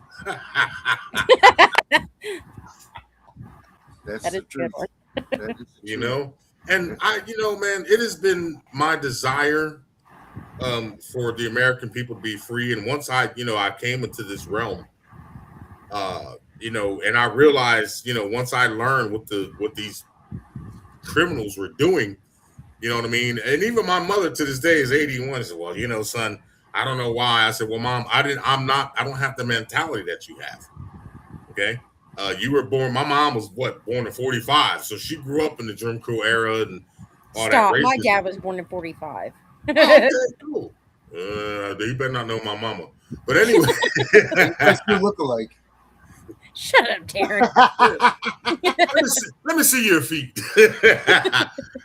You know, and they, like you said, with the school thing, they have us trained. I hated school. Only reason I graduated high school because they didn't want me coming back. And that being said, I wouldn't have came back anyway. I went to school, checked in, and left. I did that for 4 years straight. Here we go. I did. These people have a question here for us. Sure. So, can they take CPS, and since you're here, so can they take CPS to federal court and get help on And get them on lying in state court. No. on lying in state court? On lying. So can I take CPS to federal court and get them on lying in state court? I mean, you no, have to you prove can't. Monel. You can't sue the government, or well, I take that back. You can't sue a corporation for lying because, like, pigs can lie to us, but we can't lie to them. Right. FBI can lie to you. Congress can lie to us, but we can't lie to them. It's a crime. But if you read, there's a case law called Monell versus the Monel. That's what I said. Monel claims, yeah. Monell versus the City of New York Department of Social Services. Now, CPS, like any other government, they operate under a policy. Okay, it's all policies, and if you go to the CPS website, whatever, all right, they operate off of policies. So, under the Monell, under a 1983 claim, if that policy violated your rights, all right, the county who actually is, they have different county. CPS operates in different county. Mm-hmm. They lose immunity under the Monell claim. Yep. So you can, yes. So the answer is yes. You can sue CPS depending, and what you want to do. Don't sue CPS. Sue the county that sponsors them, and allow them to come in and deprive you of your rights. Because the county, under a policy, under a Monell claim, they do not get immunity. Okay, so they'll come back. If you try to sue CPS, they're going to say, well, we're a state agency. All right, the CPS, just like the 4D crime family, all right, CPS is a crime family. And because they're federally funded and federally regulated and audited by the feds, they don't answer to the state. The state doesn't pay them the incentive funds to kidnap your kids. The federal government does. All right, but soon the federal government's not going to work. And trying to sue the agency that the CPS is in is not going to work. So you sue the county, and I want everybody, take that down, Monell versus the City of New York Department of Social Services. All right, the county does not get immunity. So if they come into your county and they use the county sheriff or the police to kidnap your kids, you can actually sue that county. Okay? Monell versus the City of New York Department of Social Services. Claim. Monell claim, 1978, I think it is. He's 71 or 78. All right, and guess what? They don't get immunity. All right, because if you go about it any other way, then they'll take immunity. All right, they'll give them 11th Amendment immunity, and they have no problem with bribing these federal judges with fat, giant padded envelopes. But based off of vertical and horizontal stare decisis, which basically means once the high court rules on something, the low courts have to abide by it. Okay. And the other day, now Tiff, I'm going to show this. I'm going to send this to you when I get done marking it up. I couldn't do it because I was a little discombobulated from my good ass minute. But I found that in the Title 4D contract is also a Title 4E contingency, and this was a prosecutor's contract. So the prosecutors are in on it. The sheriffs are in on it. These so-called judges, they're not even judges, because anybody who goes into a contract is a contract. Okay, and under the law, expressio unius est exclusio alterius, the mention of a contractor is the exclusion of a judge. There's no court order that allows these CPS crime families to come and take your kids. All right. They operate with, you guys have heard the force of law? All right. Force of law is what? I don't know. Coercion. It's coercion. In other words, do what we say or we're going to sanction you.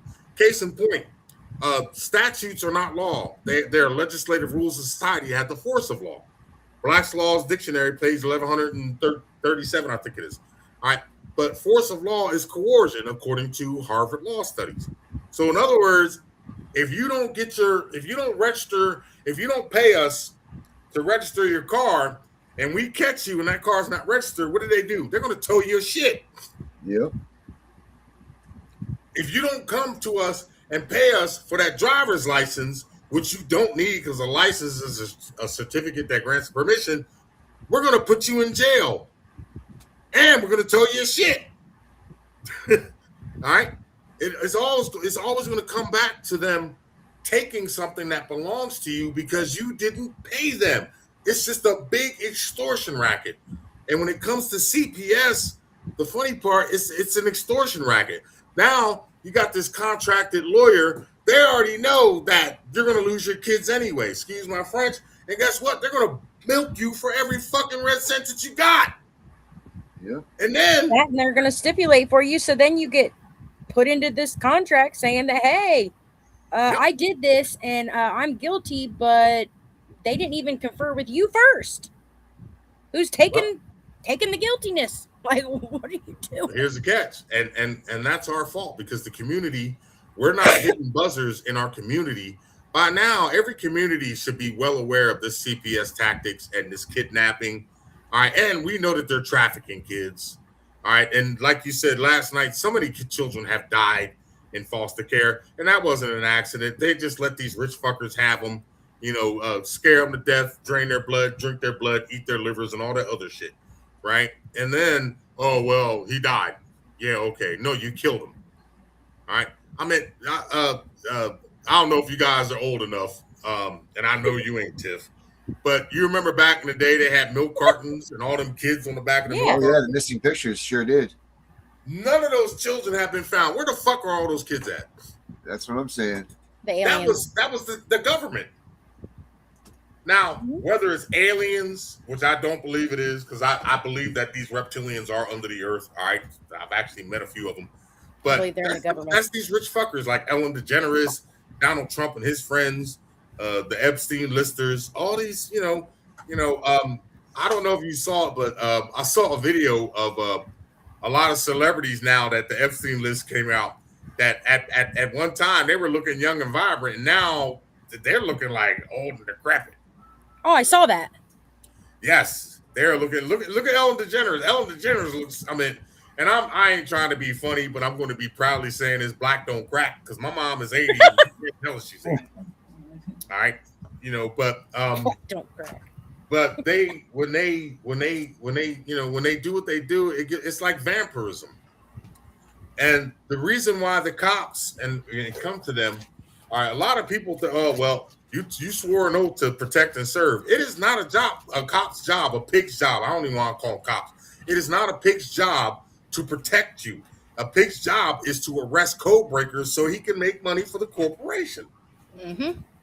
Now, I've seen videos where, now this in the term, I'll say police officers, where they have actually saved people and they've helped people. And I admire that. You know what I mean? They pulled a dog out of the car, you know what I mean? Things of that nature. But these pigs that are going around and killing people, and if you notice now, the only reason that they're convicting these pigs is because it's on camera. If it wasn't on camera, they'd be getting away with it. Y'all know that. Tiff, your thoughts on that? Well, sorry about that. My computer died, so I had to look up on my phone. Well, of course, I agree with you. I will say this. I had the same conversation with the sheriff today. He said, "Oh, people say that you don't like the police." I said, "Can you say hi to him? Say hi." Hey, What's up, little man? That's What's right. up, little man? Today. Yeah, okay. What's up, internet grandson? Yeah. And this is what I said to him. Mommy. I said, I don't have a problem with the police who do the right thing. Right. I don't like the police that don't do the right thing. Yes, I don't like the police. If they're doing the wrong things, absolutely, I don't like them. Sure. I don't like nobody who's doing the wrong thing.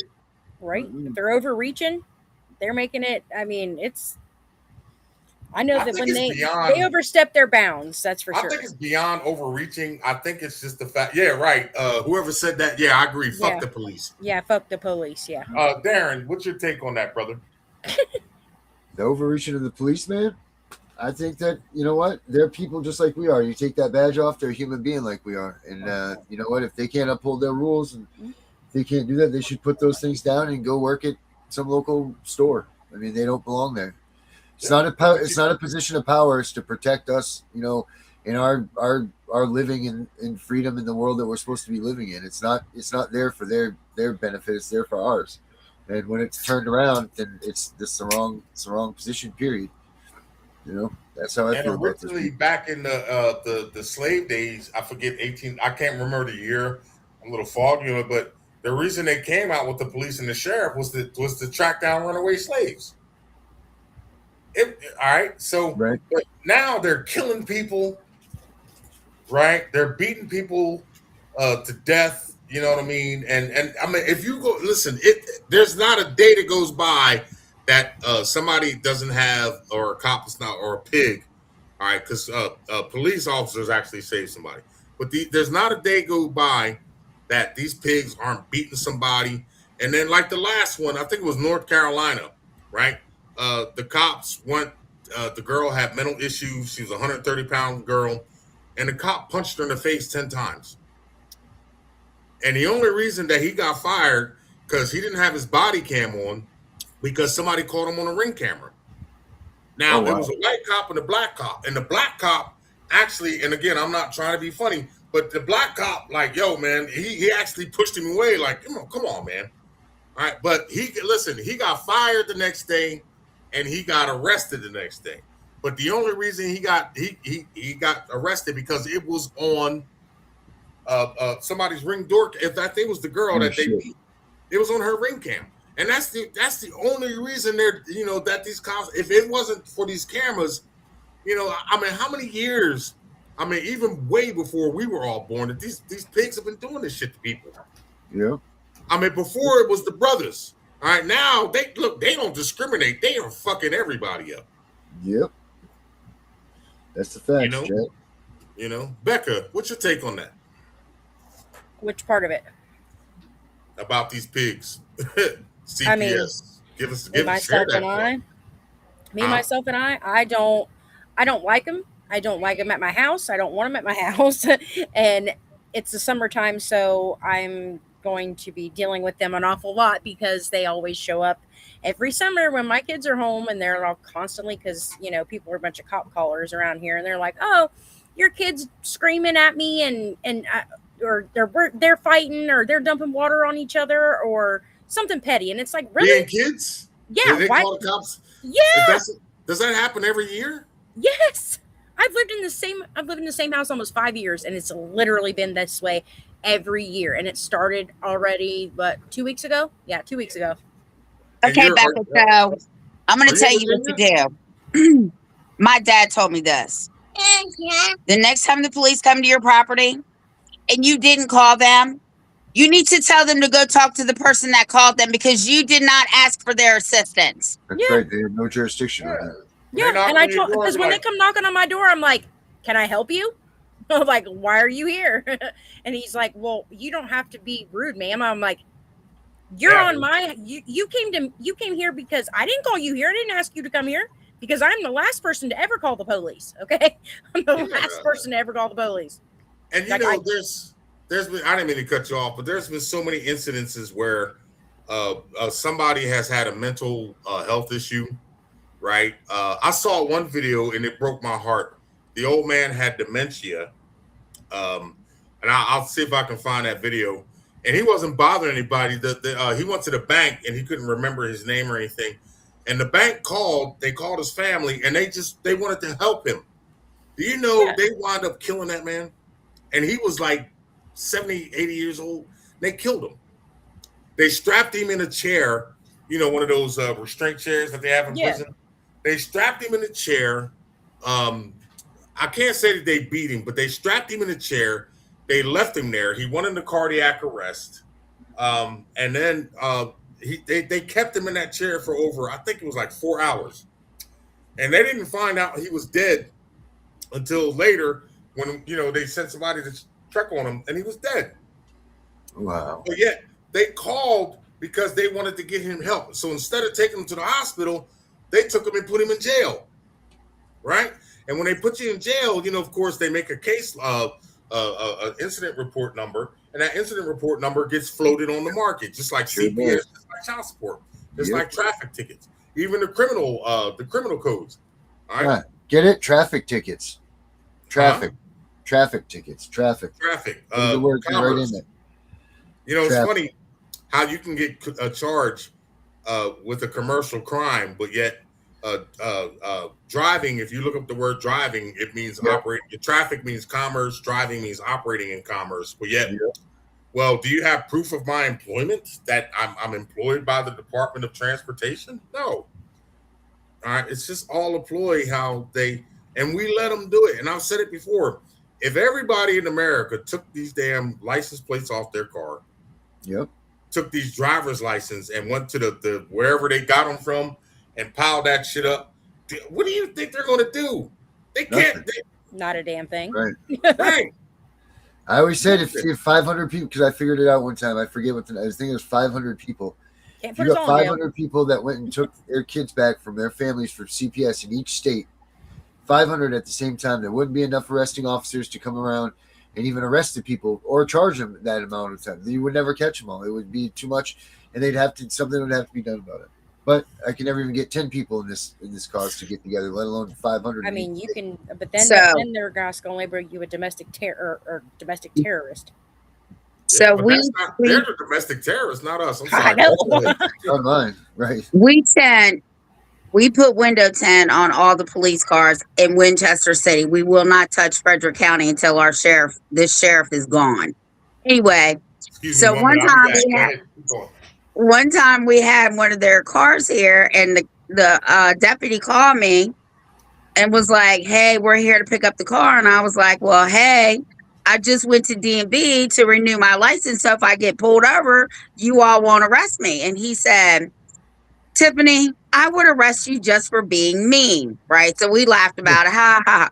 Today, when I was at the courthouse, I said, "Oh, are you going to arrest me today? I'm not being mean." He started laughing. He's like, "No, but I bet you got some rum and coke in that water bottle right there." I'm like, "Stop telling people I don't drink." So then I went through the metal detector and it beeped on my way out.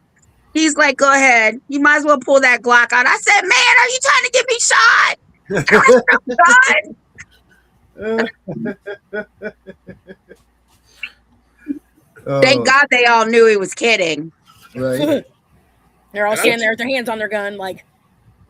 Now, I had to put my purse through the x-ray machine. Now, they knew damn well I didn't have no Glock, but they did tell me I could keep my tea.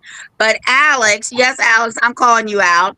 Alex was like, "We all know that's rum and coke." Now, he knows I got to leave, right? And then I go through the machine. Oh, first I tried to go through the wrong one, and he's like, "See, there you go. Messing up shit already." And I'm like, whatever. So I'm going to get my phone out, and I go through the metal detector, and it beeps. And he's like, "Yeah, you know you got that Glock up in there." I was like, "Boy, please, they don't have these people pulling guns out on me here." The funny part is they get to carry guns, and the first thing they ask you, "Oh, do you have any weapons on you?" Nah, you know what I'll tell them? I am a weapon. And if you don't keep your hands from around your waist, I'm going to show you how weaponized I actually could be. And I think what Darren said was right. And I had this issue. I offered the people of Texas, because I got a beef with Ken Paxton. I don't know if he's the state attorney general, who he doesn't run the 40 agency, the 40 crime family, but it's in his division. And I've actually talked to the phone, and I told Ken Paxton, I said, "Yo, bro, I'm going to bring you down."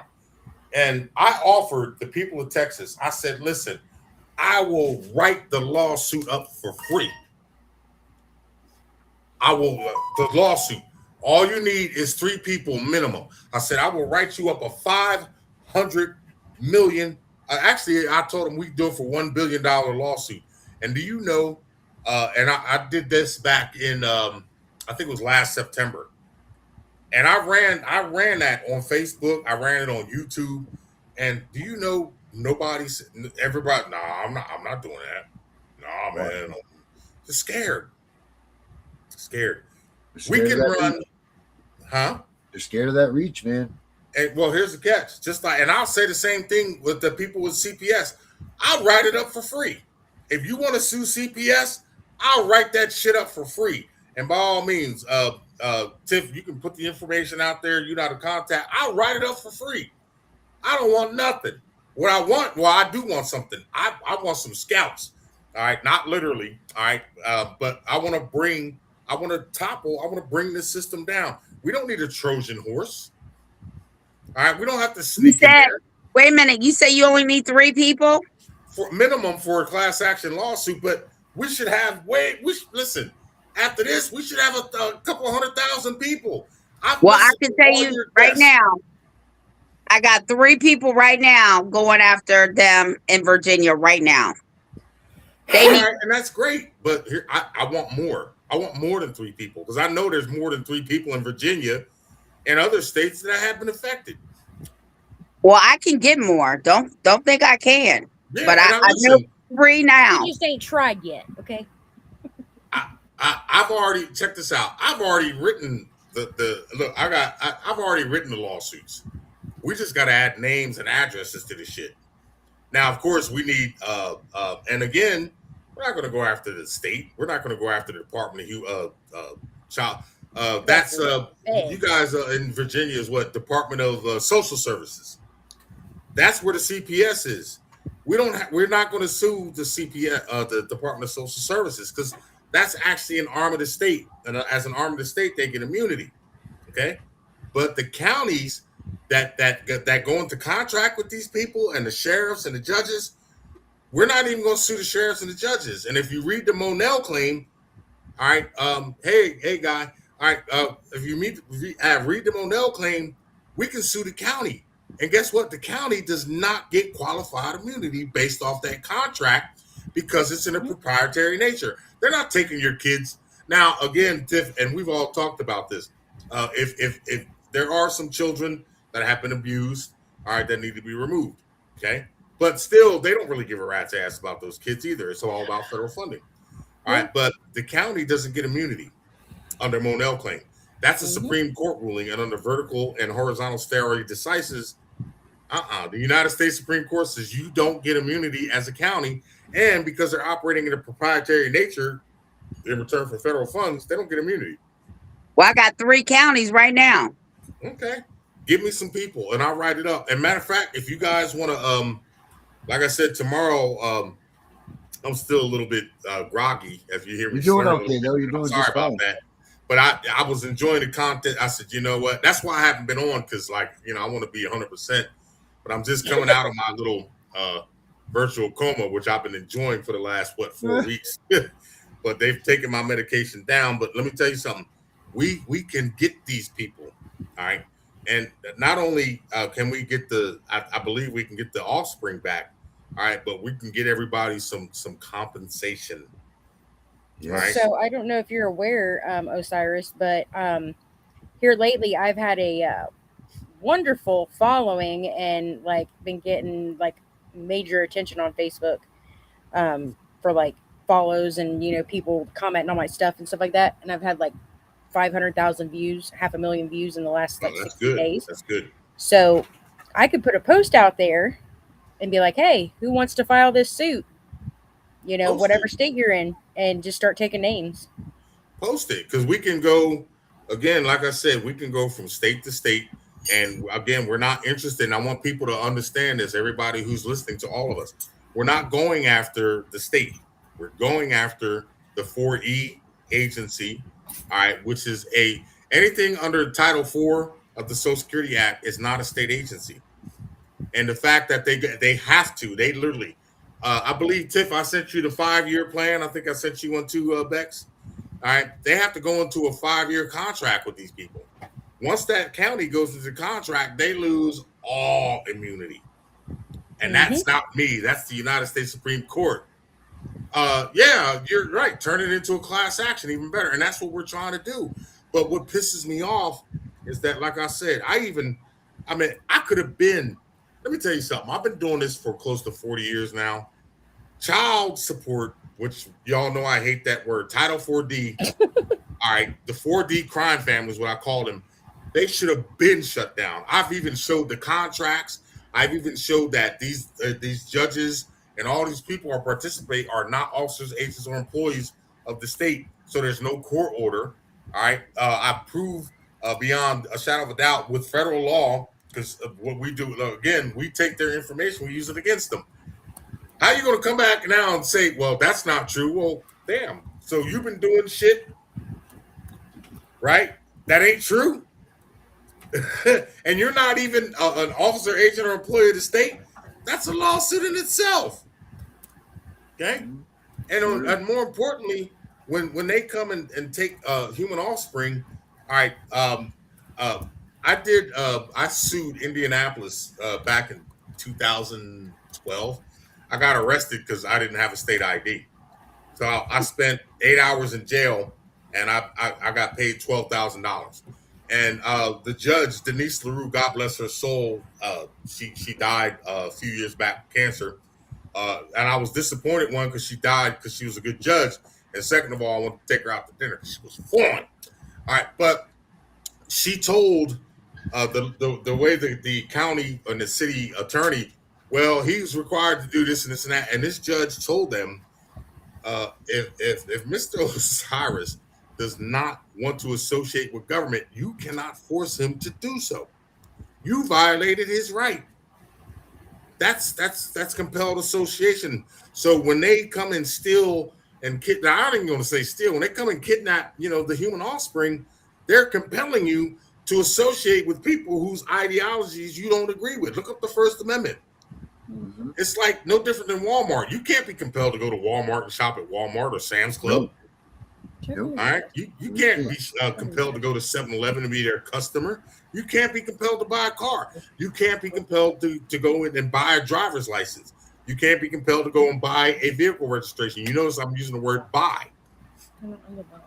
But here, yeah, but if you don't do it, now the force of law kicks in. Okay, well, now we're going to sanction you. All right, you do what we say. You do as you're told. Governments were instituted to be a benefit, security, and protection of our rights, not to trample on them. But we waived them. You know what I mean? And I'm going to take myself out of that we shit. They waived them. All right, because I don't speak French. I speak German. You got a mouse in your pocket? Oui. So my husband always says, and the kids are like, "We." He's like, "We." You got a mouse in your pocket? Oh, wait a minute, hold on, it's tickling me up. Not a gerbil. Come get your mouse. The little one's ready to go to bed. Here he is. I got him. Oh shit. Mason, right, well. Or Darren's got a mouse too. His is in the mop bucket. Hey, Darren, my brother. Hey man, yeah, send me an email. I'll show you how to do it. It's all right, my man. But I mean, again, I've been with you guys for a minute now. Tiff, I remember one of the first posts you did. It was me and you, man, and and I was like, oh man, because I love what you stand for. I love what you all stand for, and I know we're all in the same boat here, and I know we stand for something in camaraderie. And I see all I'm reading the text that is coming up, but those are just words. If you ain't joining us, that's right. You know what I mean? You talk a good game. About it. Don't talk about it. Be about it. That's right. Well, talk about it. I am about it, and I damn sure do shit about it. That's what I'm talking about. But we just need more. I mean, listen, I'm more. Hey, Darren, you know what? Excuse me, ladies. Darren, I sent you a video about the Punisher. You remember that video I sent you? Yes, I do. All right, and do you remember what I said to you in the message? Yes, I do. Okay, and that's what it's all about. But we're not doing that. That's it. You're absolutely right. And But can that's you what the teach that? problem is. Yep. You know, you got these soldiers. Listen, I've slaughtered. All right, I've maimed in the name of this country, and only to find out that, like, what did I do all that for? And to turn around and now you want to pull me over because I ain't got a driver's license to put me in jail. Right. Fuck Try to you. kill Right. and slaughtered. I took orders blindly. Yep. All right, I've raided villages and nobody will ever be able to find it. But our team raided village. We killed everything. That was the order. We followed it. But for what? This is what, and now this new thing, and cracks me up. This new war, this Trump bullshit. And look, I stopped pushing my car. I don't even drive my car no more. I got a bicycle because I refuse to pay for that fucking high ass gas. Right, $5 to $6 a gallon. I got a vet. That's just like $7 a gallon for that. I gotta run that 93 octane. I had a caddy. I'm not driving that shit, literally, because I live in a town. You can walk from one end of the town to another in a half an hour. I don't need no car, and I refuse to support somebody else's agenda in that pocket. I'm not doing it. Yeah. I refuse to do it. I don't care. And listen, my leg is fucked up, right? I mean, I'm off the crutches now, and I'm on a cane. But guess what? I don't care how bad it hurts. I will not go to no pump and put no gas in my car. Matter of fact, Tony says, "Oh man, I need some gas." And that's your problem. I'm not contributing to that shit. And she was mad at me. I said, "That's your problem. I'm not." But I got to go to work. I said, "That is not my problem." Oh my gosh. I don't care. All right. And I'm not folding for nobody. Why should? And that's the problem. We all fold. Well, I got to. You don't have to. You choose to. Yep. You're right about that. People choose. Because they got the fear in us. We don't have the fear in them. That's the problem. That's the problem. Brother, you've seen my library. All right. I've showed it on here plenty of times. All right, but that ain't enough. That ain't enough. You know what I mean? And unfortunately, they know they got us by the gonads.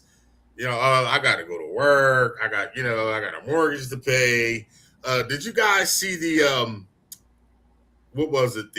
There was a video that the Chinese guy shot the 14-year-old boy for allegedly stealing some water. No. Oh gosh, you got. I ain't trying to be funny, but these are like, because I watch these types of videos, and here's the catch. It was a Chinese guy. He owned a store, and he accused the black kid of stealing 4 bottles of water. Come to find out, the boy never stole the water. And then when he ran out the store, they chased him. And they shot him in the back like 4 times. Oh. The jury acquitted this. Is a Chinese man, right? So the jury acquitted him, and which is fine because he's actually done it before. All right, but here was the narrative. And what I put on there, I said, okay, the jury acquitted him, but his father didn't. Wow. So if his father fuck the jury. Yeah. If your dad is gonna let them get away with that, then your dad is just about as a cowardly motherfucker as anybody else. And I'm gonna say this, and a lot of people get mad. I was never a Martin Luther King fan. I'm not marching down the street talking about we shall over fucking come holding a bunch of motherfuckers' hands. Right. All right. I'm not doing that. I mean, it was great. I respected his philosophy. I didn't respect his cowardism. Mm-hmm. You remember the movie A Time to Kill? Yeah. Yep. Now, check this out. Now that we all know what we know, go back and really watch that movie. And that movie showed a couple things because they just put it back on YouTube for free. And I was trying to download it, but it wouldn't let me. But I am going to get it on DVD. That movie showed the main thing that it showed was you had these 2 rednecks, no good, greaseball, trailer trash pigs, right? They walk into the black, the country black store.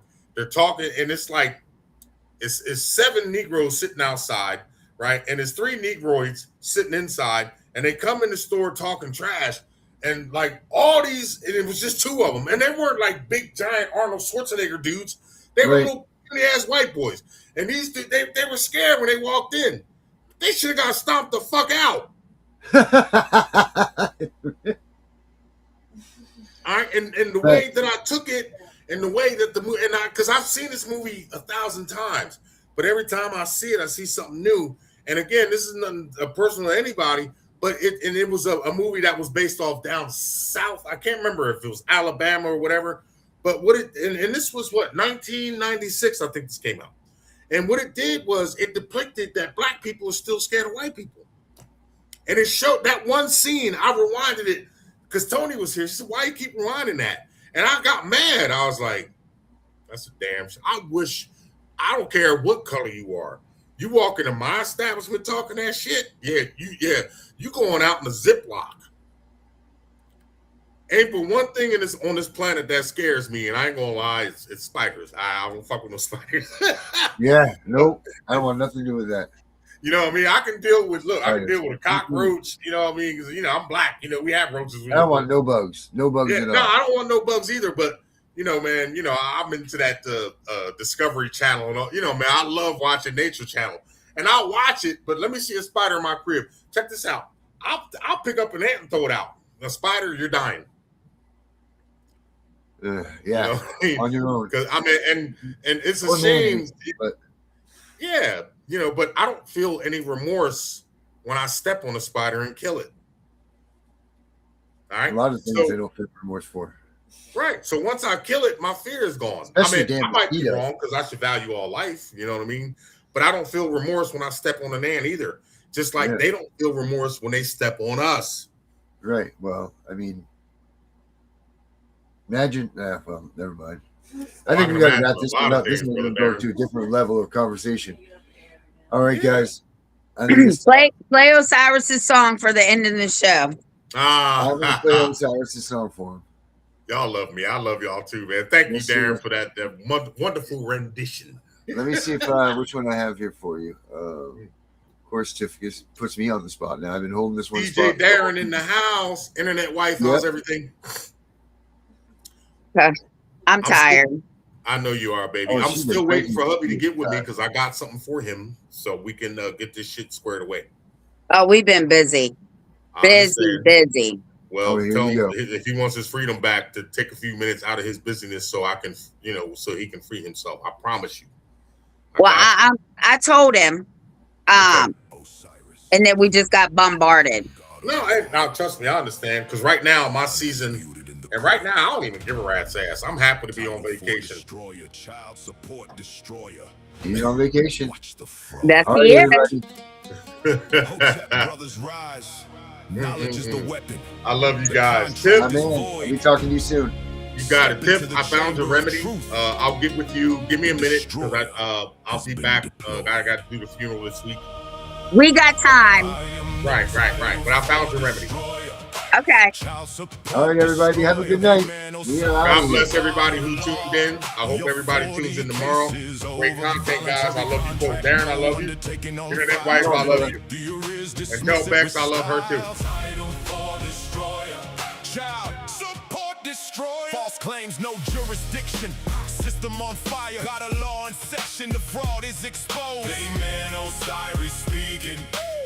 Your case is closed. They send you papers, call it child support enforcement. But Title 4D is a private contract. No consent, no enforcement, no judge, no court. Just administrative hearsay demanded for the application of bond, the full display. State courts running the scam under the False Claims Act, billing the feds while they trap fathers in a trap. Amen, Osiris taught that child support is 100% fraud. Voluntary undertaking missing, then the case is flawed. No signature, no proof, no jurisdiction to enforce. I send the notice, the affidavit, put the system on course. Terminate the order, wipe the arrears clean. 4D destroyer.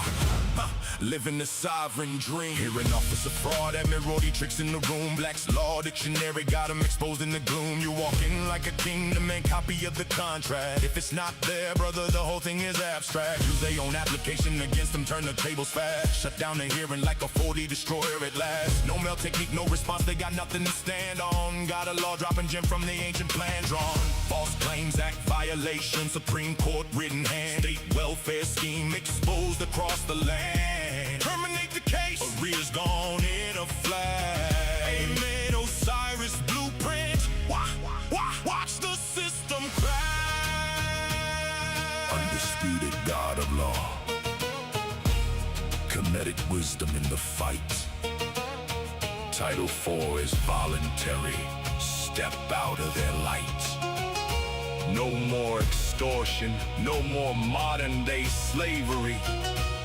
Brothers united, knowledge sets the captive free. 5 lawsuits you can win, the destroyer shows the way. Demand the undertaking from the county clerk today. If it ain't recorded, you owe nothing, case dismissed with proof. 40 program crumbles under the god of lost truth. Child support, no judges, that's the real revelation. Administrative fraud, not lawful obligation. Amen. Osiris the undisputed, the master of the game. Title IV destroyer, eternal in the hall of fame. So rise up, warriors, the knowledge has been given. Amen, Osiris, God of law, your freedom is written. Title IV destroyer, child support, destroyer forever. The contract is void. Go forth and sever. Hotep, the destroyer, has spoken. Case closed.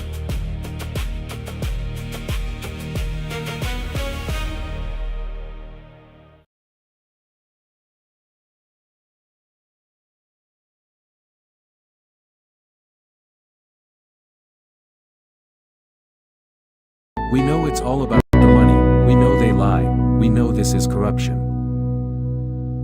Does CPS know what they are doing to the children?